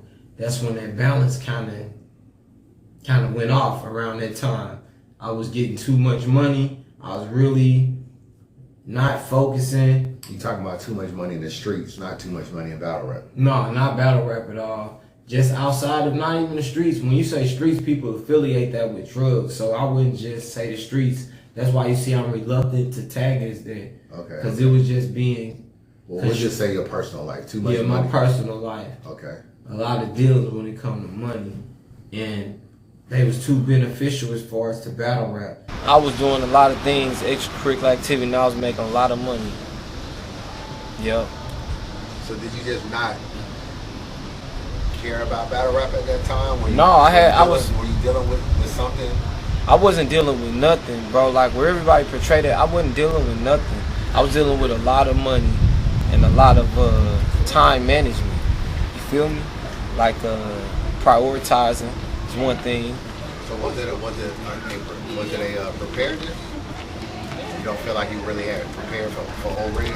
I didn't allow myself enough time to be fully prepared and relaxed while I was fighting for the battle. I was doing a whole lot of other things, and I was so good at the time that I knew I could always be a last minute type of cat. You feel me? So that's what happened with that battle. And I drove from here to Houston, Texas, and round tripped it, like from there and back. What about fuck this battle? I didn't care because I wouldn't. I ain't give a fuck because it was the dude who threw it. It was kind of like I hadn't really seen that side of you. Yeah. So what took you there? Because was it that you was making so much money on the outside? You was like this battle rap money? Nah, it was because the dude who threw it too. Like whoever threw the battle, Okay. Yeah. Hitman got an issue with him too. Nah, he punched his brother at the battle, knocked his brother out. Then they was just online trying to say, I don't know if he got jumped over there or nothing. But it was like my approach and connection with the dude that had did the battle. I already knew when I got on stage, like, even to this day how it all went down, I'm happy how I played it. You feel me? Like, I played it real G as far as like what I got out of it and how I handled myself. I know people may not feel like that, but as far as me, the dude who threw it, how I deal with my money, whether or not I gave the money back, vice versa, like how I played it out based on what transpired, what I got out the situation. I would have handled it different as far as like a preparation, but then how it all played out, I can't really say that's a night where I just dropped the ball, And that's at the time where I was very successful, like I was getting very successful in my life outside of battle. Like I can incriminate myself and go in depth and really just put some numbers and stuff on stuff. So it kept getting smaller as it was getting big because I wasn't getting no monetary gains from it. So it kind of was frustrating to me at that time. It was real kind of frustrating. See, the reason you ain't half as nice, because you ain't have to sacrifice. Smack, do I need to discuss how I battle Calico and Surf for free? Can't I teach them some stuff about them long nights when shit get real, missing meals and not sleeping as much, and the thought of letting your fans down be the only thing keeping you up? Because we had capped out. We was like, man, we so popular to the point where this shit almost uncomfortable and unsafe because we so popular and we not really away from the people. It's a conversation me and Calico used to always have, and Big T. Like, we so popular and everybody know us everywhere we go, but then we not making enough money to separate it from us, from the general public. So it always make it kind of make it dangerous when I go into different cities, and I never liked that aspect. So I always chased money while I was getting my fame intact because the money wasn't coming fast enough. But that's how I always said that it give me an advantage if I got enough money to look better than these guys, if I got enough money to carry my own weight when I go to one of these cities. And that's kind of like how I focused on it. You battled him after Cortez, so that was kind of when the whole, you know, what's wrong with Ill, the drug rumors started around that battle. Yeah. So, what were you thinking going into the battle? Was you still excited to battle Ill? Because Ill was definitely one of those dudes around that time before he had the issue with Cortez. Were you still excited? What was your thought process when you got the call? I was still excited to battle Ill because first and foremost, I didn't see him in Cortez battle. I only heard that, you know, he didn't do good and Cortez won the battle clear. And I'm like, damn, not against Young Ill. You know, because at that time, Ill was looked at amongst a lot of the peers as the coldest one in the Midwest. Had the most flair, one of the best writers, one of the most creative, and his humor and all that, even his performance is highly underrated, bro. You know, so I still took the battle like, nah, bro, he ain't about to kill me. And me and him was battling in St. Louis. Him and Cortez battled in Chicago. Same night I battled Big Cannon, I believe. Me and Big Cannon had a classic that day or whatever.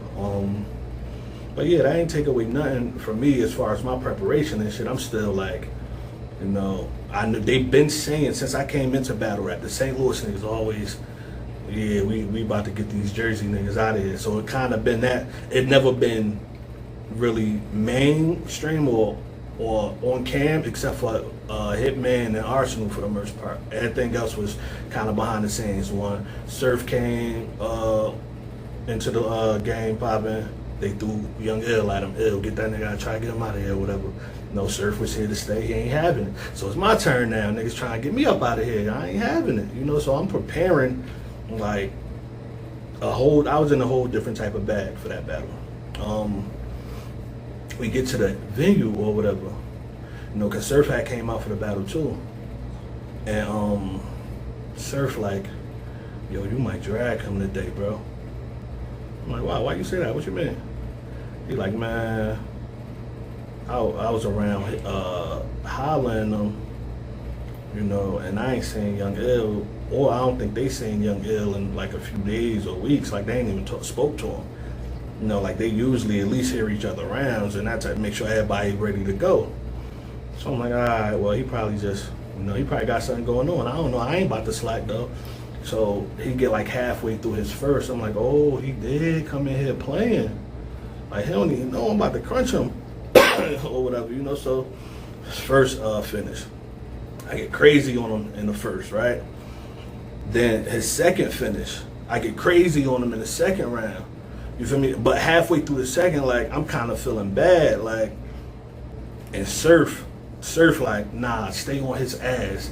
Because if it was the other way around, he not showing you no type of love. Stay on, fuck him up.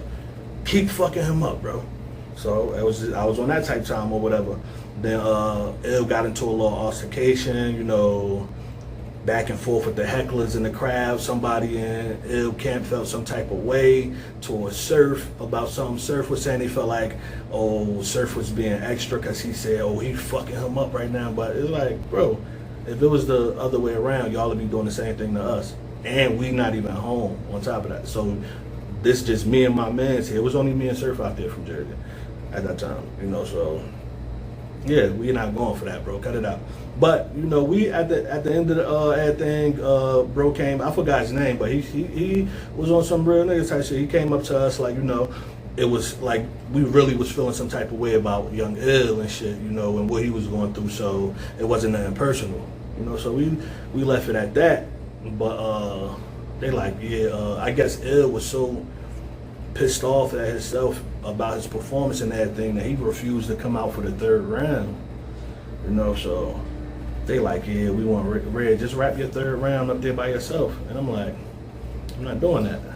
My third round is more so of a direct approach. I gotta, you feel me, doing all this pointing and stuff, talking to him. I can't do that unless he's on stage or whatever, you know. So we wound up chalking it up at 2 rounds or whatever, you know. So it was It was rough. I think that was the first time I personally seen somebody come to a battle completely unprepared, bro. Let me ask you one quick question.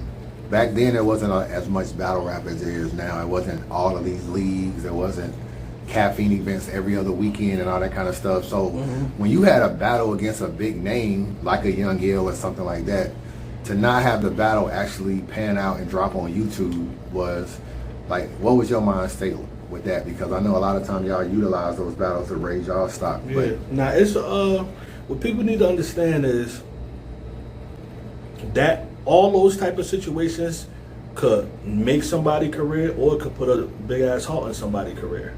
You see what I'm saying?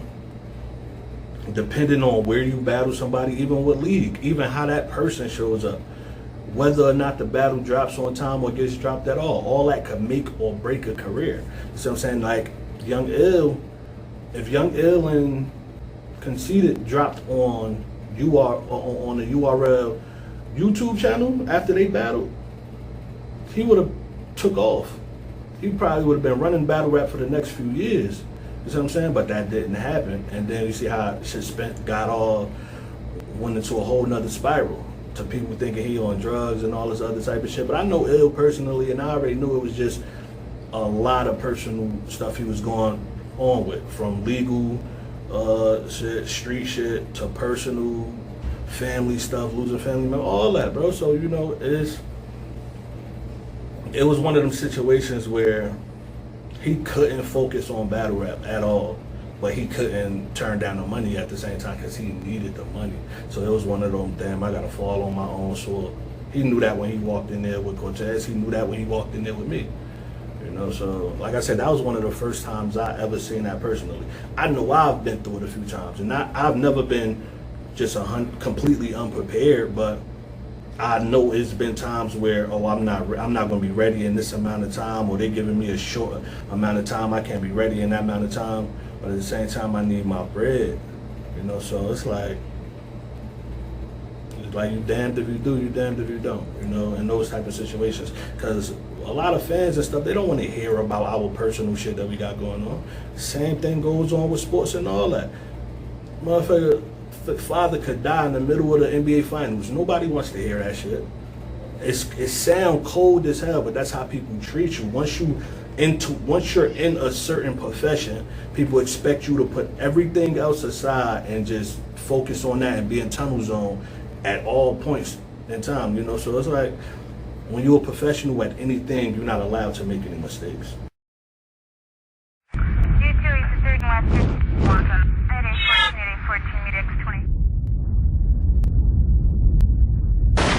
JC battle, man. Earlier you told me that was one of the battles that you disliked the most. Explain that to me. And you know, a lot of people kind of made it seem like JC was like a mini Young Ill, and to some degree. Did you see that comparison between you and you and JC, and what did you think of the battle?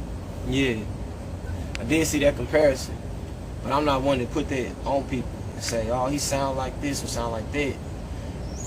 I know, yeah, I saw that comparison. That's it. Yeah, I say yeah, but I ain't really pay too attention to it early on. I ain't want to put that on him because a lot of people would say I sounded like Lux, so I had Lux cadence early on. And they used to get to me like, "Nigga, I don't sound like that, nigga. I don't sound shit like him." So I knew, I'm like, okay, I'm gonna just give dude his respect. Once the people's ears get adjusted to him, maybe they can appreciate something he brings to the table. But as for now, I think he sounds a lot like me. When I'm like over here drinking and I hear him in the background battling, it's like, damn, what? It was like that for a minute. You know, but after a while, I think JC underrated at this point. You know, JC hella underrated. JC one of my lyricist pens. JC probably one of my favorite pens. And again, here and there I can say that I don't, outside of just pen, like I know he pushed that pen for real. You know, even when I battle, I always try to battle cats I think push their pen. So when I'm putting up under scrutiny, they'll know, okay, his track list just too crazy. Just take a note of the cats I battle. You know, there've been questions if they battle looks. They like JC. That's people, you know. That's just how I look at it, man. Tell me why you didn't like that battle. I hate that battle. That's a stupid ass battle. Well, you said JC, you know, a lot of people compare y'all to. Yeah. But the setting of the battle and how it went down, it was stupid. So whenever I heard you like talk about that battle, it's just stupid. Break it down. I know it was part of Armageddon. I know the venue got shut down by the fire marshal. Why was rapping? Okay, explain that. Like, okay, I'm rapping up here on stage. They're shutting the stage down. Shotgun Shield finna come on after me. They, you know, people like, nah, we ain't finna battle because they're shutting the venue down while I'm battling. So I always felt like that was a extra variable in the battle and it wouldn't get translated on camera. But that were the conditions we were battling under, you know. Then they was even goes so far as to have us rebattle, since it didn't translate as well as they wanted to have us rebattle in the same venue the Surf battle conceded in. But I just felt like that was like, oh. When I read the comments under that battle, they all hate the crowd. Cause there's no crowd there, bro. They were shutting the venue down. Is this like a big venue, but nobody in the venue, basically? Yeah, bro, yeah. Okay. Like there wasn't nobody there. That's why they never flashed to the crowd. I would have never put the battle out, you know, had it in there. Ain't no ha or no key little nigga. That was a true bar. See, lyrically, y'all think I'm ill, but the way he rap, you think you are. You stole ill style. You stole ill style, ill delivery. You even say your words just like him. You probably want to wear skinny jeans and go to sleep and then wake up the verb just like him. You probably be like, and wear female Uggs just like him. If you think you better than me, well, now you on drugs just like him. All right, when you were going through your issues or your troubles or, you know, your issues. I ain't have no troubles, bro. Okay, when you were going through your controversy, let me rephrase that. Yeah. You were labeled a lot of stuff, called a lot of things. How did you, honest to God, feel from your battle rap peers, not fans, your battle rap peers who may have mocked you, made fun of you, or said things? Did that ever bother you? No. Okay. Why did that not bother you? Because the people that I fucked with did not. You talking about did not speak out on you in a negative way? Pull Hitman up, pull Verb up, pull them up talking crazy about me. You know, like pull Calico up talking crazy about me. That's what they do. That's my first experience. No, I don't have no partners in this like that. Did it make me? Did it hurt my feelings? No. What about fans? Fans, no. Do you feel like it didn't bother you because a real fan would have not have said that? So you only, some people differentiate fans and supporters.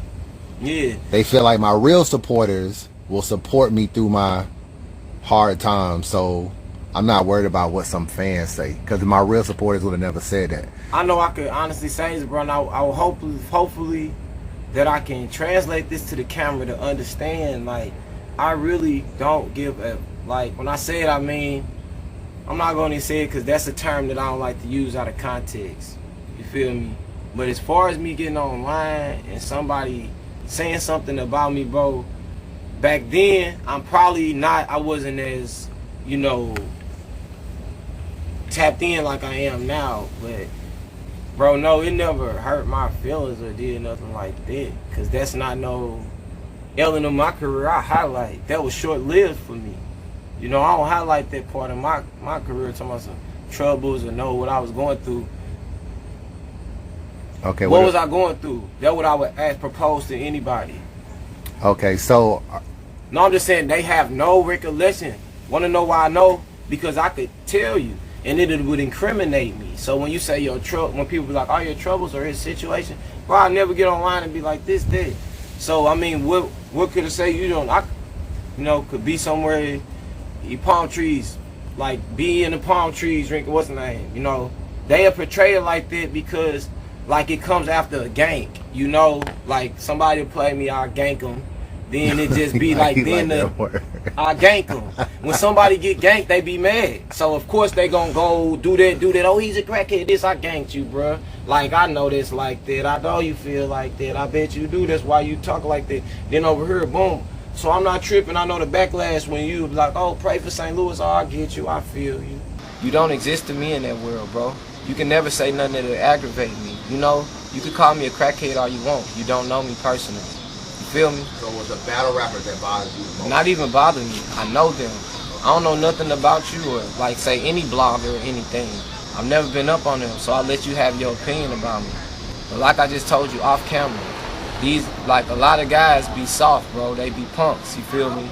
Like if I have a personal interaction with you, then we personal. Then you could just have any type of opinion about me publicly, and I'll take it. But as far as cats that I feel like, that's where I drew the line in my career. If you see me and I be out of the way, I drew the line because I know I don't have no friends in this game. When I go to these places to battle Grizz or anything, it's a one-off. I don't have no way to have an inner circle. I meet people, and if I take a liking to them, then I extend that welcome to them like outside of battle rap. But when I go, it's just a one-off, bro. I don't have no friends or people to have a positive outlook about me when the times get rough. But that time frame there really just solidified me being selective, and who I mess with, I never really was a in-crowd type of cat, you know, where I always was out in cities messing with people. I got my select people I deal with. And then I can remember, you know, I never had no L's in my career, ever.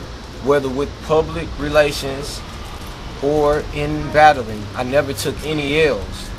So it was always some insecure. I feel like most of the battle rappers on the coming up, they a lot insecure when it comes to a talent like me. You know, so, cause I know I had really the way with people, you feel me? So the first time that I slip up always, I understand the importance now, you know, thinking now, back. But the first moment that anybody had to put something out about me negative, it just happened to be that battle.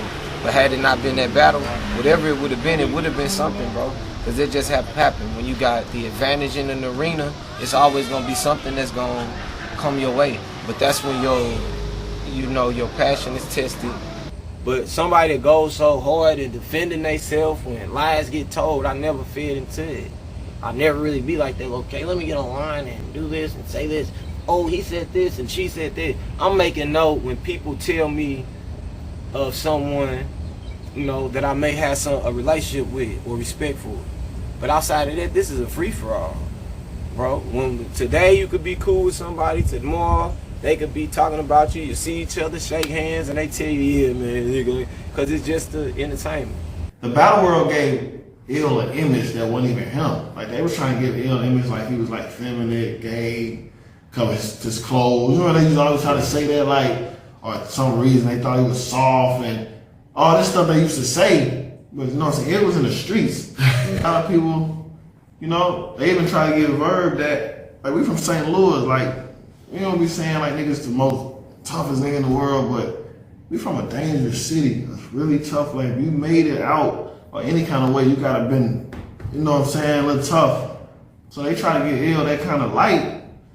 Ill partners in the streets, his brothers, his cousins, like he was a street nigga, like getting into it and shit, like selling, like he was a street nigga. So he was going through street shit and problems, and I knew. So that's why I never talked about, like, I talked to him outside the camera or whatever the case may be, like, you good? Like, saying, you good? All right, that's what's up, bro. Like, I keep it moving. I ain't the type to really dig deep into a nigga, like like background. Like, what's going on now? What's like, I call you good, he tell me it's good, we check on we good. So as he was going through all this stuff and they were saying cry, all the other shit was saying, I kind of knew, and I was just like, he don't give a fuck. I knew from the jump, he don't give a fuck about this shit, man. He got street shit going on. He lost his uncle, did this, you know what I'm saying, did that. Like, that's why when Rex said something, you ain't show up. Like, you know, people think like, my uncle died. Let's go. Talk to him. Because every battle that y'all had in New York City, Hitman was right there backing you hoes up. And at the biggest battle of his career against Arsenal, you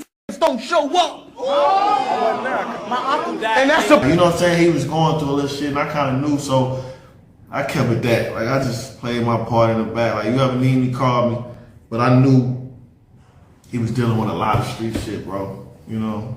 So, that's just what it was. Ill. Like, the other stuff took his mind over before he could really see the perks of this. You understand? We weren't really making that much money in battle rap. Yeah. You know what I'm saying? Like, yeah, the bags Ill could be getting now. That's what I'm saying. If he just would have stayed just right there, then he could have reached the 40s. And if you know what I'm saying, it's that he didn't really get to make it to the perks of being ill and be like, I can leave this shit alone. Like, you know what I'm saying? So I knew that. He's so cold he can come back. You know, he came back with the 2-on-2 verb, did his thing. Yeah. He came back, he battled Arsenal, he battled Bridge. Yeah, Bridge looked good. 3-4 years off, come back and rock 2000.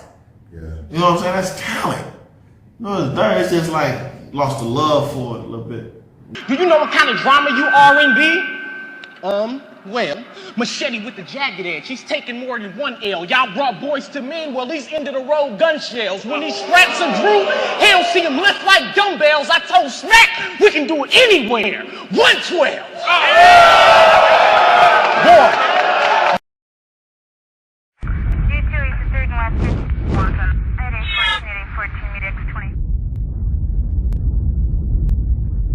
Yo, man, listen, man. I love my nigga Wavy, man. Wavy mad at me right now because I keep fucking booking him with crackheads. That's what he said, man. You know what I'm saying? That's what he told me. He told me, man. Yo, listen, on some G shit, though, like, you know what I'm saying, in front of the world. You know what I'm saying? I like to take this time out to apologize in front of the world to Wavy. Because, you know, every time we do book him, we had 2 unfortunate situations where, you know, his opponents basically backed out for whatever reason or didn't show up. Speaking of pray for St. Louis, you know what I'm saying? You brought that up. And obviously the Mr. Wavy battle, which ended up no showing. Deliberately. You hear what I'm saying? Deliberately. That's what I say when we be talking in code and shit. We don't gotta talk in code no more. I no show deliberately. We can say it, so that's why I'm just saying, and it never been no hiding with me. That's why I never understood people when they say troubles or nothing. Deliberately. No show, deliberately. Battle got booked on the day of my son's baby shower. Deliberately.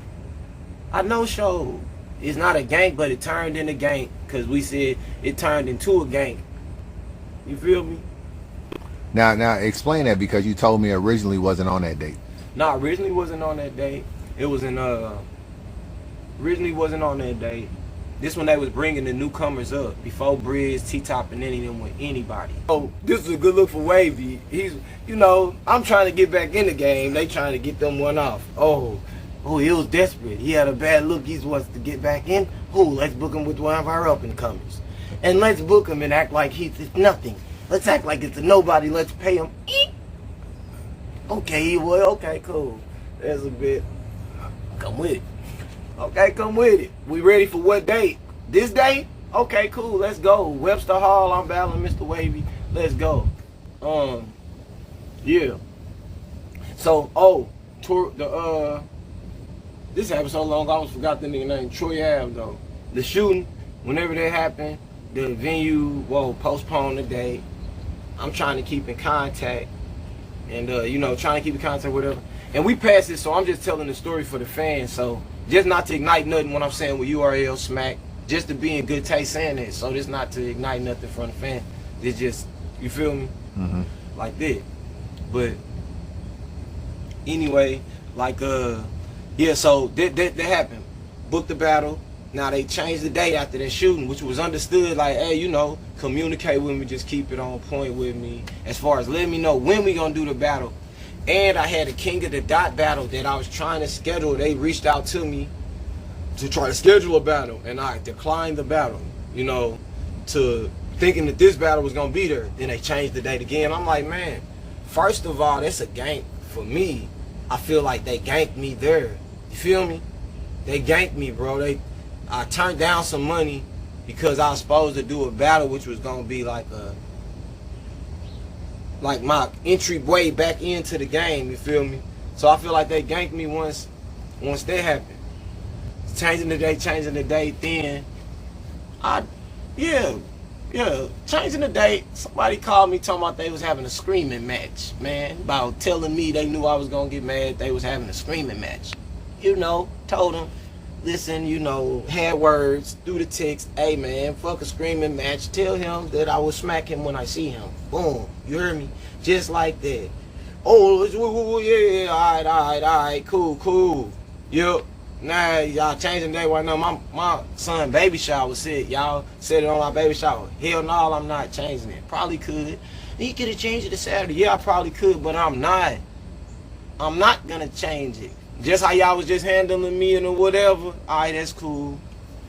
That's just how I played it. How did you feel about that comment? What was your honest thoughts? When he said that? Yeah. I posted my honest thoughts. And we all behind this, like I'm saying, so if anybody hear this, you know, this all water under the bridge, but I posted my honest thoughts. You know. What were they? I mean, just for people that might not have saw it. Probably like, fuck them, fuck you. And I meant that when I said Is that why you kind of fell back from URL? Because I know you're real big on loyalty, you're real big on like morals and principles. Like that was just our whole gala setup to me. Like, it was really like, at that moment,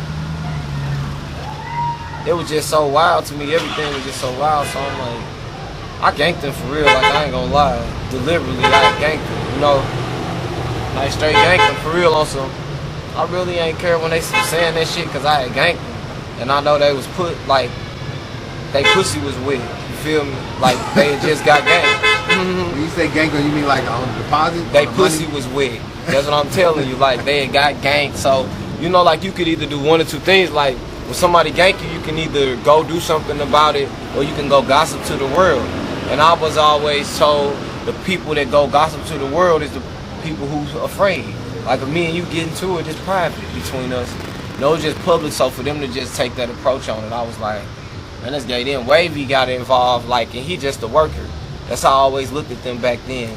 Like, the guys that came up behind us, I'd be like, some of these guys straight scabs. They'll take any kind of work that they offer and don't even know we still putting our foot down. So when they kept doing that, and you know, like, they kept changing the date on that one, and that's how they kind of went down. So I didn't care. Once I know I ganked you, I know you got to get your money back in some kind of way. So you gonna call me a crackhead, you gonna do all that. But you know, that was a straight deliberate gank. Then D Magic did the same thing. I didn't know why he didn't he show up, but they thought we did it together. So that's why they was like, pray for St. Louis. I was real angry at that time. You know, I was real angry. I didn't even care about no battle rap, and that's why I was saying, that's why I was like that right there. But as far as that, yeah, I was real angry, and that's why I be stiff now. As far as like how I handle business with anybody, I got stiff like that. Pause, but like, I straight got that like that with them. Like, man, because for real, like, I'ma just keep it real with you before I get off this topic. If I know everybody, I know all the elements to everybody, man, and everybody know me for real. Like, I don't be on nothing like that. You feel me? And I don't be on nothing like that, and I don't think nobody, man, I'm not no type of cat that you just say anything like that about. I'm not no type of cat that you just gonna disrespect, take nothing from, or be building a type of you know, like throwing salt on my name, building reputation. Here in the real world, that's not nothing that happened to me, dog. Like, there's nothing I draw into online like that, because in real life, I don't know how these dudes getting portrayed, how they are in their real life. My real life, man, the shit that happen online and shit, man, don't happen to me every day. Like, you could follow me around. I'm be with my wife, be with my mom, be with my nieces and nephews, man. Disrespect don't come my way, man. That's not nothing I even be pandering. So when I see somebody so confident to talk like that in the battle rap community, I can make the disconnection from the two. That's not static. This some entertainment. When they said it, however they said it, this is not nothing that I need to get so riled up about. And when I'm talking to you, this is from a level of maturity. After all the situations, it's nothing I should get railed up about. When I'm dealing with a community that's entertainment, I need to fight back with words and publicity. It's nothing that I need to go worry about, you know, picking up a gun or trying to conspire with some people to get my lick back, trying to figure out. Ain't no static like that. It's all about words. So I should go back with words or figure out how I'm going to deal with these people on social media. You show somebody true character when y'all get into it. Even when some of your homeboys, y'all fall out, and y'all can mend it back together. than some of your homeboys you fall out with, and it's just so tasteless that even if y'all get back cool, y'all still are not cool. You'll never be cool, you feel me? And I don't think we got to that point as far as like me saying I'll never be back completely cool with them. It's just to a level where I have to build with them, because that was like a falling out with your homeboy.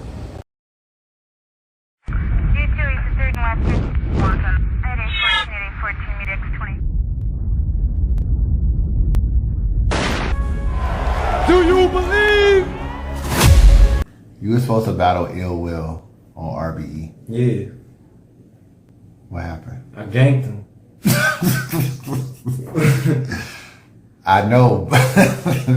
Yeah. But I mean, why? Because Verb introduced me to him. Okay. Then Verb shot him. Talking about ARP? Verb introduced you. Man, I don't really have to say his name. We could say RB, but I had no bad blood with him. You know, Verb introduced me to him. I never know people. I don't never say it's good people. Everybody should have a good rapport with him at the time, you know. And I actually had a good rapport from him at the time. Even to this day, I had no bad blood to him. However you feel about me is the case that is. But, you know, I only like how he handled Verb. And, you know, I kind of just already was in bad blood with everybody. So I'm like, it ain't really nothing to me to activate that element, because they already see me in that light. So I was about to bounce back out and get on RB and kind of re-enter the game, but I was just like, damn, this is actually a display of everything I hate about the game. You know, this shit that's going on. It ain't really no up and up, stand up cats talking to each other and speaking out their difference. It's all some internet online shit. So I've already caught the backlash of everything. So why not go ahead and catch the backlash again? And it's for my partner with him battling Lugs. He about to battle Iron Solomon, if that's the case. So hey, this is my bro too, and dude playing with him. So hey, I already had gotten the bad end of the stick in publicity. I wasn't really fucked up about carrying it on, put my foot down like that. But I still have to clean things up with ARP. I haven't found no common grounds to do that. You know, I spoke to him. Yeah, but I'm saying as far as Verb's approach with him and then my approach with him, I ain't got no issues with him, and that's always a window that I know I'm gonna clear up from my aspect. You want me to tell you what he said when I spoke to him? No, he can tell me. Like, I don't do third party infractions. You know, I got an Instagram where I can be in person. Play devil's advocate. Though. Yeah. What would you say to the person that says you miss out on a bag over your loyalty to how your brothers are treated? That don't matter to me. No, I ain't through with the question. To the person that says that. I ain't through with the question. Let me finish. I know they not like me. No, bro. let me finish the question. Hey man, y'all don't know what Verb means to me, bro. No, like, I don't give a fuck about this battle listen. shit. Like, put this on camera though. For this event. Y'all know what Verb Chance Duncan means to me on camera. No, let me fuck this battle shit out, but off this though, put this in here. Y'all don't know what Gerald Fulton. Y'all don't know what these cats mean to me outside the camera. As soon as they put the green light on you, the green light is going to be on. I don't give a fuck about this shit. It could be to my detriment. I love them guys, man. That's it. If it goes south for them, I'm gonna go hard for them. You know what I mean? They may not return the favor for me, but that I'm in a position where, you know, it may not be advantageous for them to do it so much as me. But whenever you gonna put your limb out there and say that you gonna blatantly disrespect one of them, you know, then I don't give a fuck about you putting me in a bad light behind that. Put me in a bad light, because I'm already in a bad light. That's how I feel about this shit. With Hitman right now, something go on with him, put me in a bad light. If that's what you need to do or choose to do, he up here doing higher shit. Like, he doing very eventful shit when it comes to this battle shit. Verb the same. Any event he finna battle Lux, that's a big move for him. You think I give a fuck about somebody telling me I can't battle no more or my stock done dropped? I don't give a fuck. Yeah, that wasn't official how you did that. I don't like how you did that. Hopefully you address me when you see me based on how it just went down. But whatever you finna put in the public about me, I give a flying fuck, because I done already, you know, experienced that negativity. I was gonna ask him, I was gonna say that your loyalty to them and missing a bag isn't always reciprocated. That's cool. Not saying that they don't have loyalty to you, because they always show, I know. they always show you love. Like but I mean, like, if URL, this is you, I don't feel like they won't battle on URL. Like, you'll go that far to say, you know what, you don't fuck with Verb, I won't even battle. I don't know if them not fucking with you will cause them not to battle on URL. And that's them.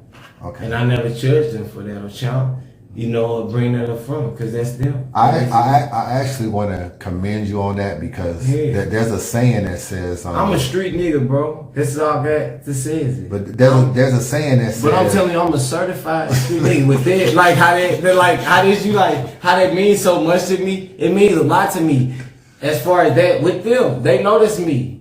They know that's me. Hitman and Verb, like how everybody try to play us, they know it's me. I always say that for real. I remember popping 3 bottles on Hitman's 21st birthday. He didn't even drink. Before the red Moats came out, the green Moats, I gave him a bottle of green Moats, and I had 2 green Moet bottles. That's what I remember about these guys, when people be like, you can never paint them in any image by like them being loyal to me. They taking it to the upper extreme. He's on Wildin' Out. Verb's up there.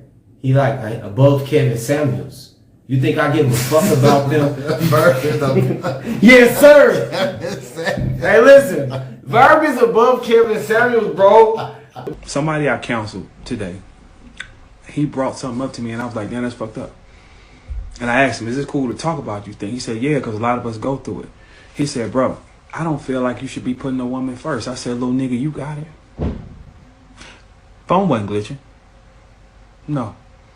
I just want y'all to know how serious I was. I said, little nigga, you got it. Little nigga, what's your mama name?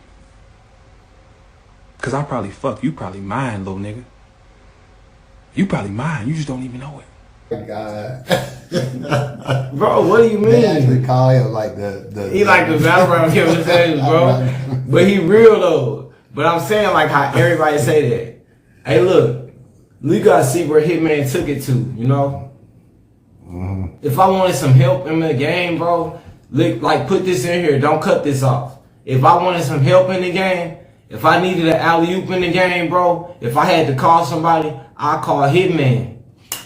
If you don't see me in front of the camera, you don't see me out. If I need somebody to do something for me, I'll call A-Verb, bro. I don't need nobody. I don't need none of these niggas. They not pushing for me. They not in position to do nothing for me. I have 2 homeboys, bro, for real. That I call Hitman right now. You think if I wanted to be on TV or I wanted to do something, you don't think I call him first? That's who I call. He already established. I beat up him. Ain't no hatred there. I watch his whole development and climb. I speak with him if I have a concern about the game or anything. I call him because he already still rocking and rolling. He know I got that level of respect for him. Can't nothing y'all say compromise that. Talking about he don't put his leg out there in the limb for me. He know what's up between me and him. That's my brother. Verb knows what's up between him. That's my brother. You know what I'm saying? I've done enough for these guys. They know exactly how I'm coming. You know what I'm saying? As far as any friends or any fake shit, I don't need no nigga, man. I don't call these niggas right now, they gonna pick up. He must have carried himself in some honorable way for the cats that he still came up with to still have so much respect for him. For Hitman to still mention me in every battle that he do. You know? That's why I give him that same respect, because it's reciprocated.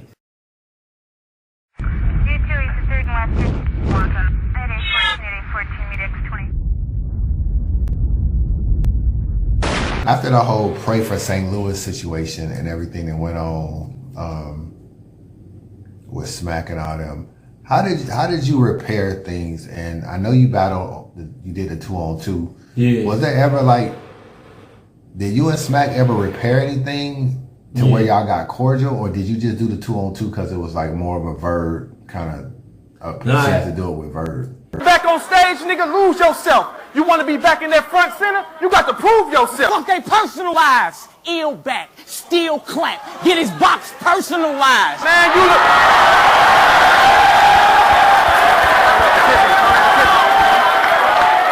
Do it again. Fuck they personal lives. Ill back, steel clamp, get your box personalized. Man, you look terrible, reverse the transform. But guess who's transforming? You and Holla had y'all turn. This is when I turn into prime. Tez, that lab-made chain, that can turn into mine. Bang, bang, let him turn in his mind. Then march up and give Math the final four. It's tournament time. Now, to be honest, as far as the 2-on-2 is concerned, it was still shaky territory with us, you know. We still had a line of communication that was open, trying to step back in. Like, it's basically like a friend relationship, and then it ain't really been discussed so much. It ain't really been mended. That's how that situation was. And to get back on that platform, that was a good look, but we really hadn't mended and linked back in like that as of yet. You feel me? We hadn't had too many conversations about, you know, like sticky situations and shit that we really could put on the table and have a full understanding. You feel me? And I say that because at some time me and Smack did have a personal relationship. You feel me? So that hadn't taken place yet then. That didn't take place, or we really didn't bring it to the forefront to the Bridge battle.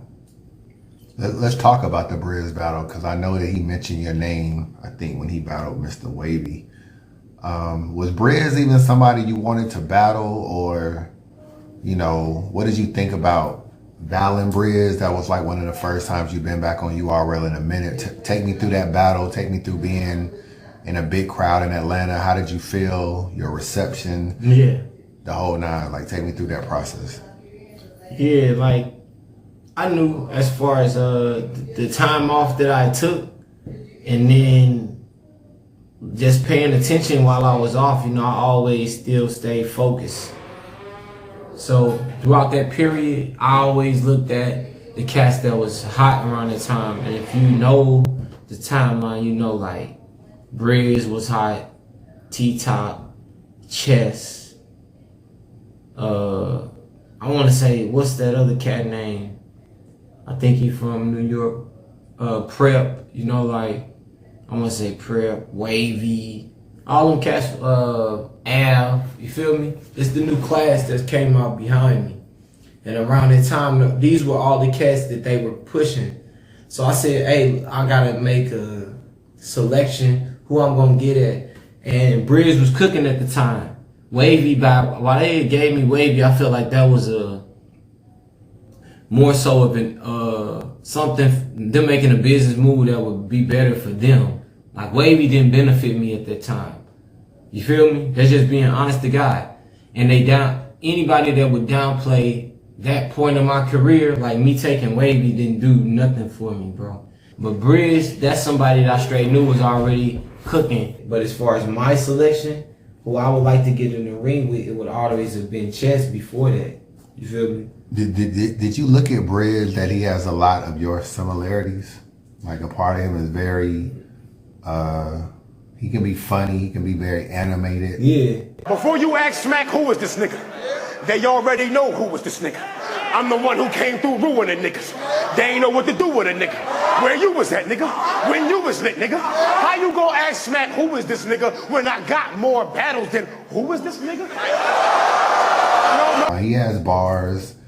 He knows how to work a crowd, performance. Did you look at him that way when you were battling him? And what did you think of the battle? How did you feel about the reception to what you were saying? Now, one thing about me is, like, I always have an admiration for my opponent. You know, even though if it's not an unspoken, you know. So I always had it. If I pick somebody, it's always a selection of mine. You know. So like with Bridge, I knew for sure at the point that I battled him, I knew he had an advantage with the culture, like as far as the crowd, the platform I was going on. If I was going on URL, I know Bridge at that point was a fan's favorite. You know, like some 2,000 million views on this nigga. You know, I could identify and be like, okay, at that point, this nigga regular cadence, this where he used to. He probably just battled 2 weeks before me. It ain't like I battled somebody who ain't battled in 2 years. I battled a nigga that's clicking, which speaks volumes to my level of talent if I'm able to match them. So that's all I display.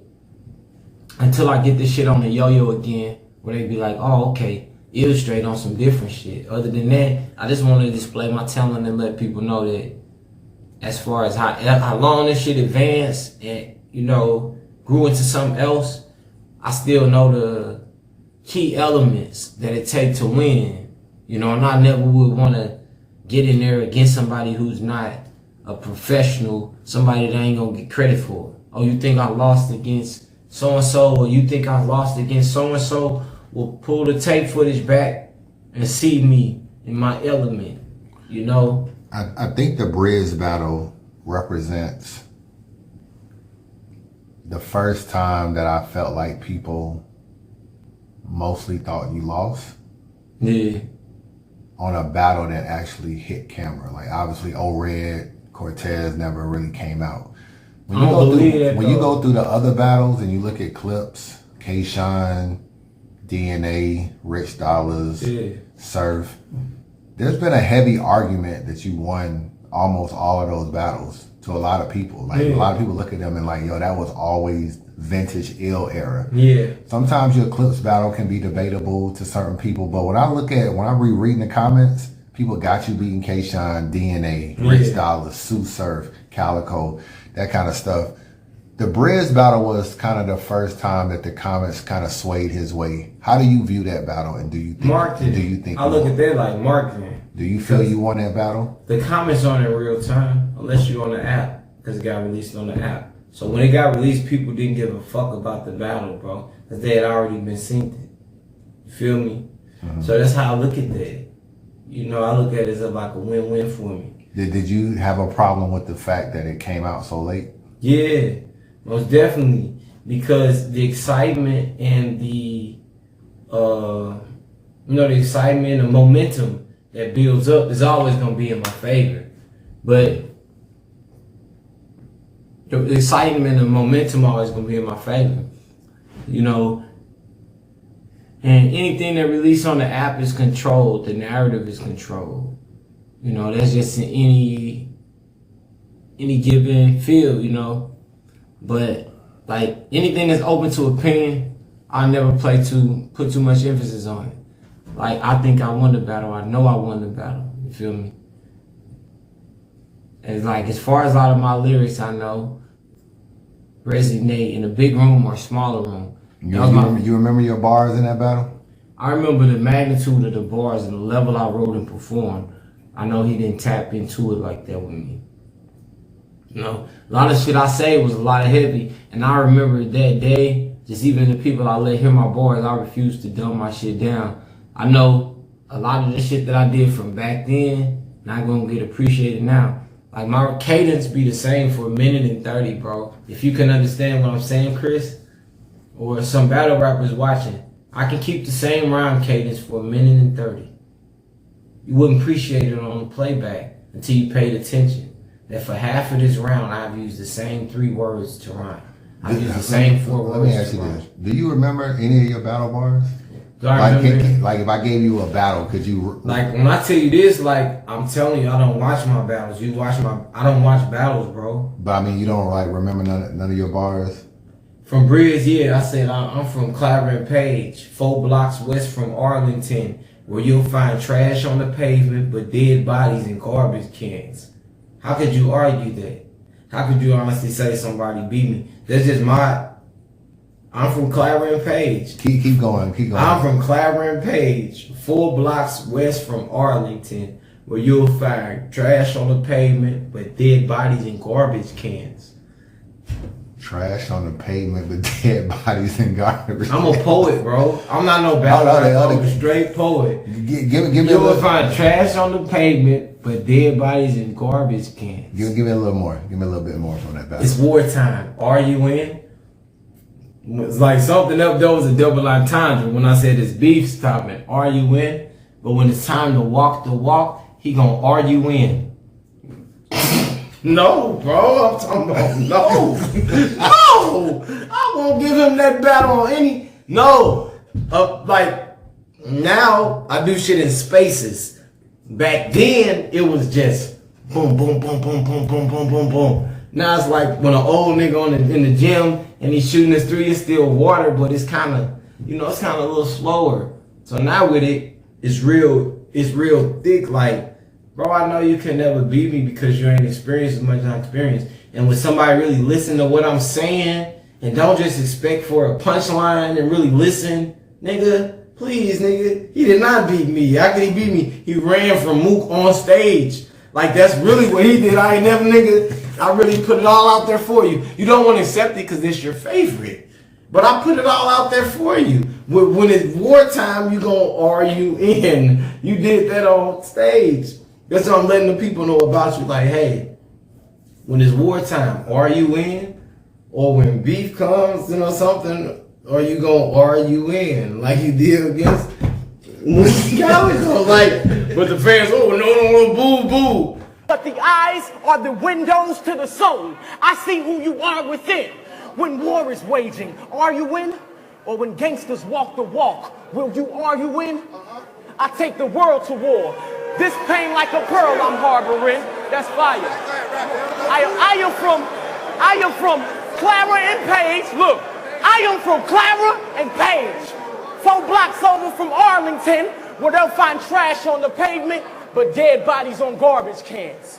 You get to the root to the problem, you knock off bark from limbs. His dogs may hoop and holler, but won't bark again.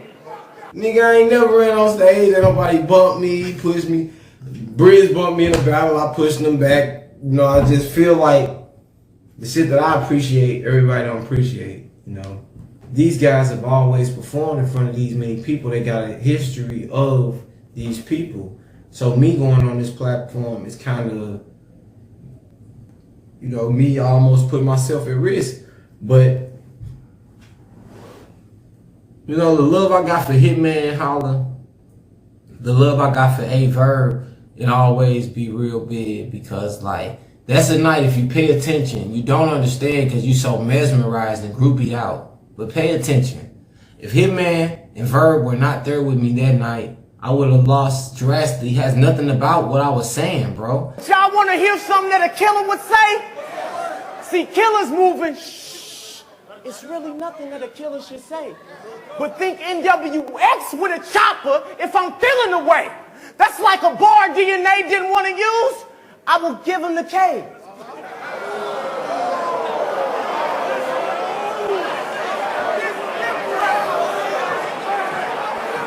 These niggas writing together as friends.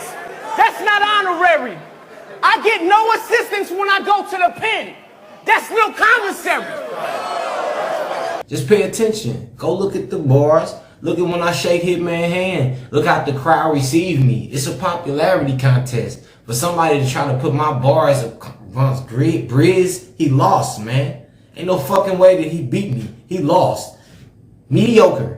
Everything he said that night was mediocre. Catch cadences of me for 30 seconds using the same rhyme scheme. Fuck no, he did not rap me. Why would I let a fucking nerd go online and read a fucking comment, Chris? No, I don't read comments. I don't look at battles, bro. I look at them one time when they release, and there goes my verdict. Because I was in there real time. I felt that night whether I won or lost. If I can walk off stage feeling like I won, I don't gotta watch no playback, bro. I'm authentic with myself. If I'm looking dead in somebody's eyes and feel like, hey, you know, you getting the best of me. Or I can look in your eyes and feel like, you such a pussy, bro. This shit that you saying don't even really apply, bro. These people reading and listening to you, but what you saying is not an accurate depiction of your life. You're just trying to win a battle. You can never beat me. I mean, everything I rap about, when I'm putting this in front of you, I'm from Clara and Page, 4 blocks west of Arlington, where you found trash in the pavement and dead bodies and garbage cans. Can I hear anything that you told me that I can really resonate with me? Where I feel like your character, your background can really do what you're saying to me? Or you just bunching a bunch of imaginary guns? Let's get this out the way. You don't represent nothing. You're a fucking facade. You nothing like me, bro. These fans gonna yell and give you some platforms but you don't actually regularly deserve. I'm the people's champ.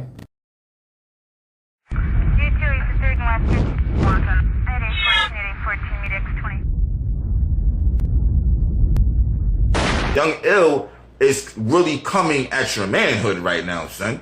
Like, I know it's a joke and it's a game, but like, whoa, my nigga, that was like, that picture is mad suspect. and I know it's not you, I think you need to get that nigga that smoke. But you know what I get on social media to entertain people, man. I don't take it serious.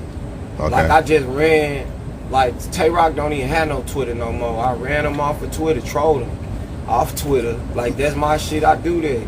I'm gonna go crazy online. Johnny, I don't care what you say, y'all supposed to million. I'm gonna go crazy when it comes to those blogs. Y'all know I had so many hits in my stories. The first battle on Caffeine was supposed to be Tay-Rock versus Young Ill. Contract signed.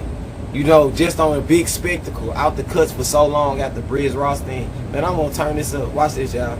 This gonna be fun. Watch this. Twitter. Like that, cause that's where we come from. That's my element. I did that type of trolling. Like to everybody in the industry. Like I was like, okay, wait. I get it. This is what people like. They don't give a fuck about talent. They care about laughing, just making a mockery out of people. Okay. Now, could it be that they never saw that side of you? They've always seen that side of me, but not on Instagram. That's what I'm saying. Oh my God. I had to stop. I mean, when like I was making so many enemies, but literally, like I sent Beasley. I can never forget, bro, when my Instagram turned up, because see, I'm real mellow. My Instagram turned up to like 40,000 hits in a fucking week or something like that. Ain't a lot, but just put the numbers out there. And once they did, I hit Beasley and them up like, hey, book this battle, man. Look how big this battle is. Like, y'all ain't did shit. Y'all ain't did no marketing. Y'all ain't put no money out there. Y'all ain't did shit. I created this buzz. I thought they sent you a contract. Are you telling me that because you got contracts? No, this dead serious now. Okay. Because you got contracts and didn't get deposits, you didn't take the battle. I mean, it kind of was like the boy that cried wolf. They were just sending you contracts with no money, telling you that it was gonna be set up, and it never got set up. It never did. And in a normal circumstance, I rob people like that, or I would double back and do certain shit to people. So how could we ever? They have 3 contracts on me, bro, that I've never received a deposit on. That's Tay-Rock, that's Danny Myers, that's Chess. Never received a deposit. They have my contract. So when's the last time you spoke to URL? The last time I spoke to him, they was trying to give me a battle before my cousin passed. And like he was telling me to do it. This was like maybe last September. Last September. You know, P texted me. X Factor tried to get through to me and told me to give P his number. I told him to hit me up on Instagram. Like, don't go through somebody trying to get my number. Go straight through Instagram and ask for my number, because my number hasn't changed. I don't even talk to X Factor like that. Like, we cool, we brothers. But on a day-to-day basis, he got my number, I got his number. But that's the type of cat I am. If you want to get in contact with me, don't try to check my temperature through somewhere else. Make a direct contact. Because if I wanted to get in contact with you, I would make a direct contact. Like some women stuff. Like, hey, just see if your friend will call me or he'll talk to me. Then come right directly to me. You don't know how to approach me because the media has depicted me in such a manner. Yeah, to be a crackhead or to be like this, to be unapproachable though as well. A hard person to get in contact with. Somebody who don't have his number out in the open. So yeah, I kind of talk to them, but it's always it's always like a third party initiation. So it's never really nothing. Like I say, my inner circle will know, hey, I should do a battle. They got me looking out to do a battle, but I've already had like 3 contracts that haven't been signed. So I don't take nobody serious. I don't care who you are. You ain't really did no business to me to take you serious. I'll be like, oh, okay. How do I look? When somebody be like, oh, do you want to do a battle? Y'all got 3 contracts for me. How do I look being like taking you serious? I treat you just like anybody I don't take serious, like a low life that I don't take serious. I don't be reading nothing into it. Do you ever feel like you missed out on the opportunity to reach your full potential, or you kind of reach your full potential, but to continue growing in battle rap? Do you ever look back and be like, looking around at the landscape and thinking I could have continued running this shit? Does that ever bother you at all? Do you ever look back at it and reflect on that? I reflect on my decisions, you know, that I made, timing, you know, but like what could be, what would be. I don't ponder on that too much. Now, currently, I'm in a space where I don't ponder on it too much because it'll be too overwhelming. Maybe for somebody else, it wouldn't be overwhelming. I don't know their storyline, you know, other battle rappers. But for me, it'd probably be too overwhelming if you actually think about it. If you got any logic, reasoning, and common sense. If I was to ponder on my time off and what I could have done in the sport of battle rap, well, I'd be in a psycho house somewhere, you know. But throughout that time frame, I made a lot of developments, transitions, you know. But as far as my potential still in the game, I still feel like I got potential there to produce.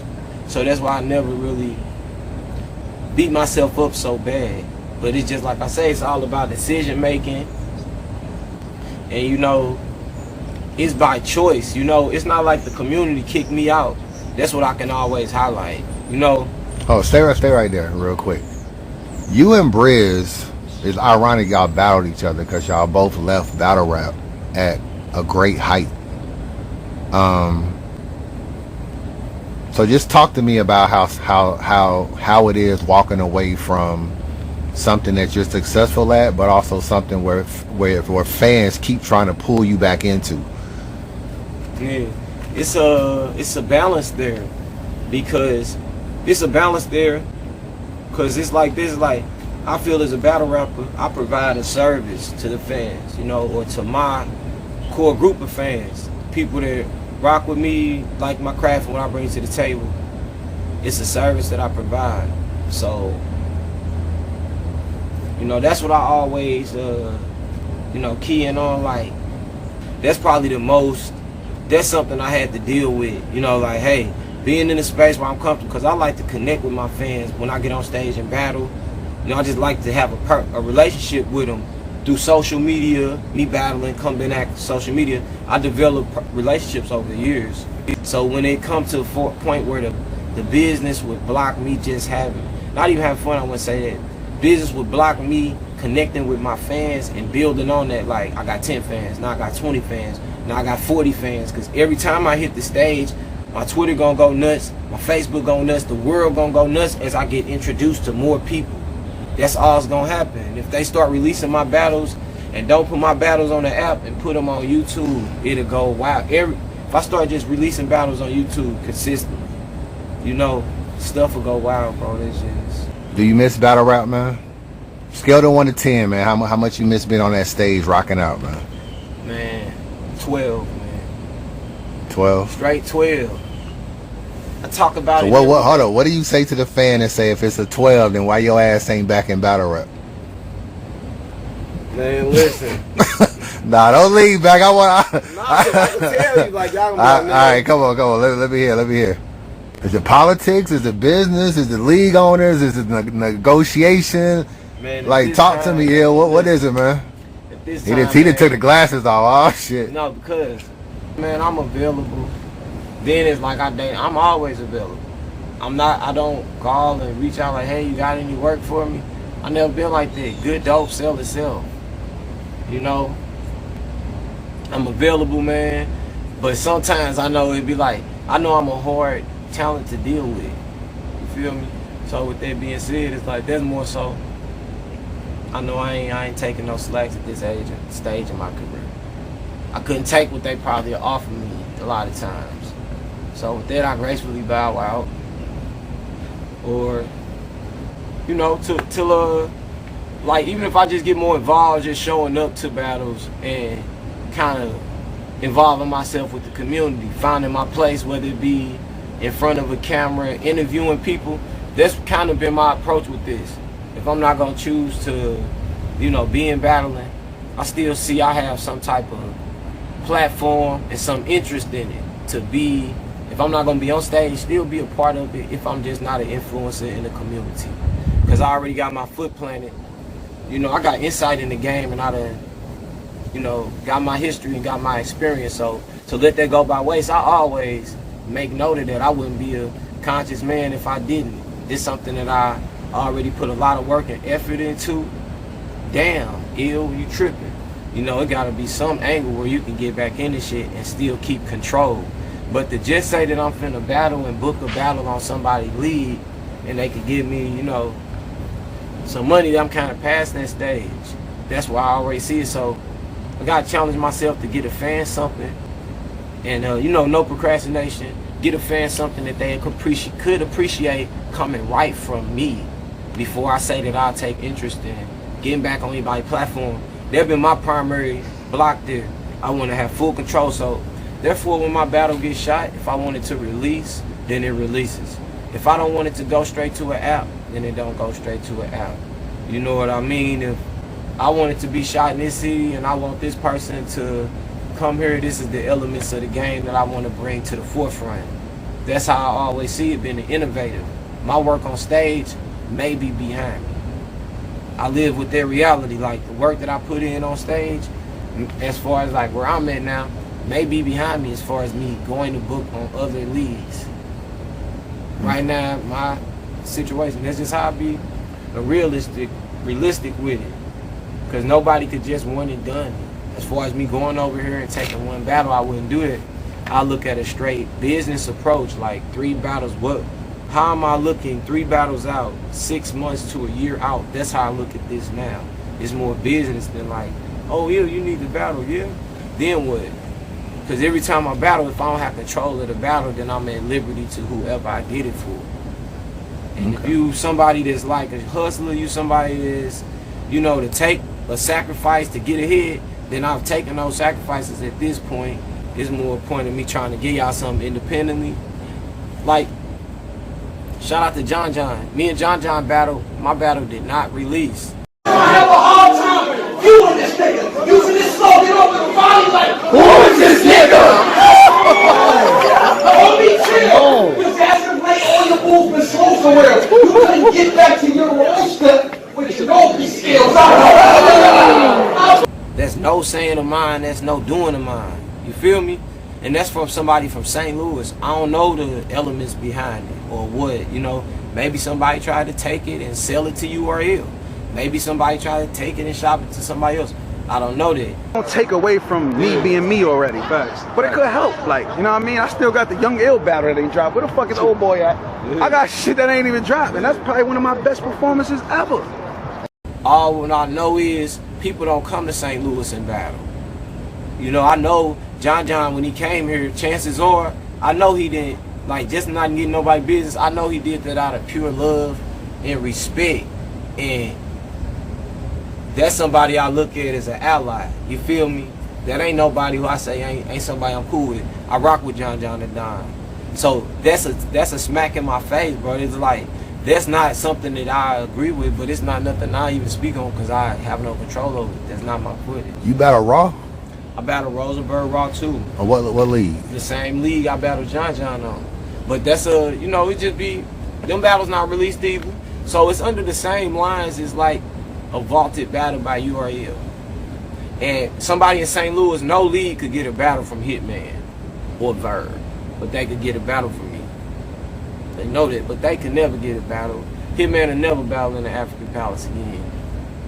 Verb probably never battled in the African Palace again. They don't have enough paper to pay them. They could get lines of credit, ain't enough.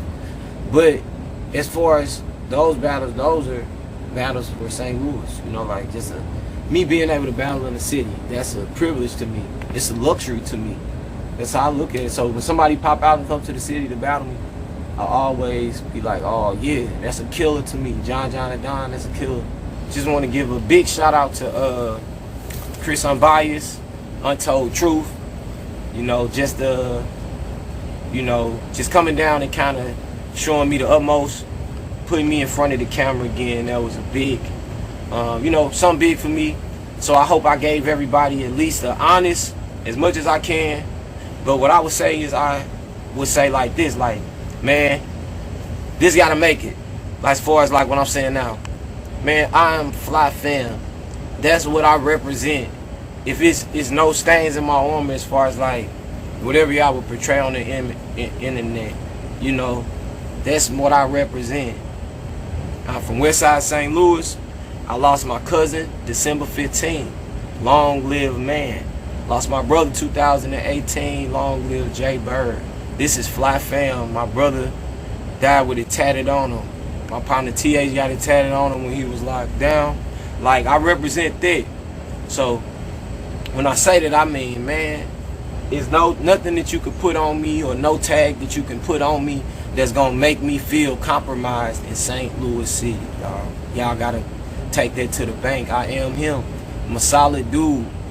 I'm a straight stand-up cat. As far as the entertainment business, when you see me in person at any venue, when I get off stage and I battle, they charge extra for you to go backstage with these battle rappers. If you ever come to one of my battles, just follow me after I get through battling as I walk through the crowd with one of my homeboys to shake hands with the people who really have shown me love over the whole all of this time.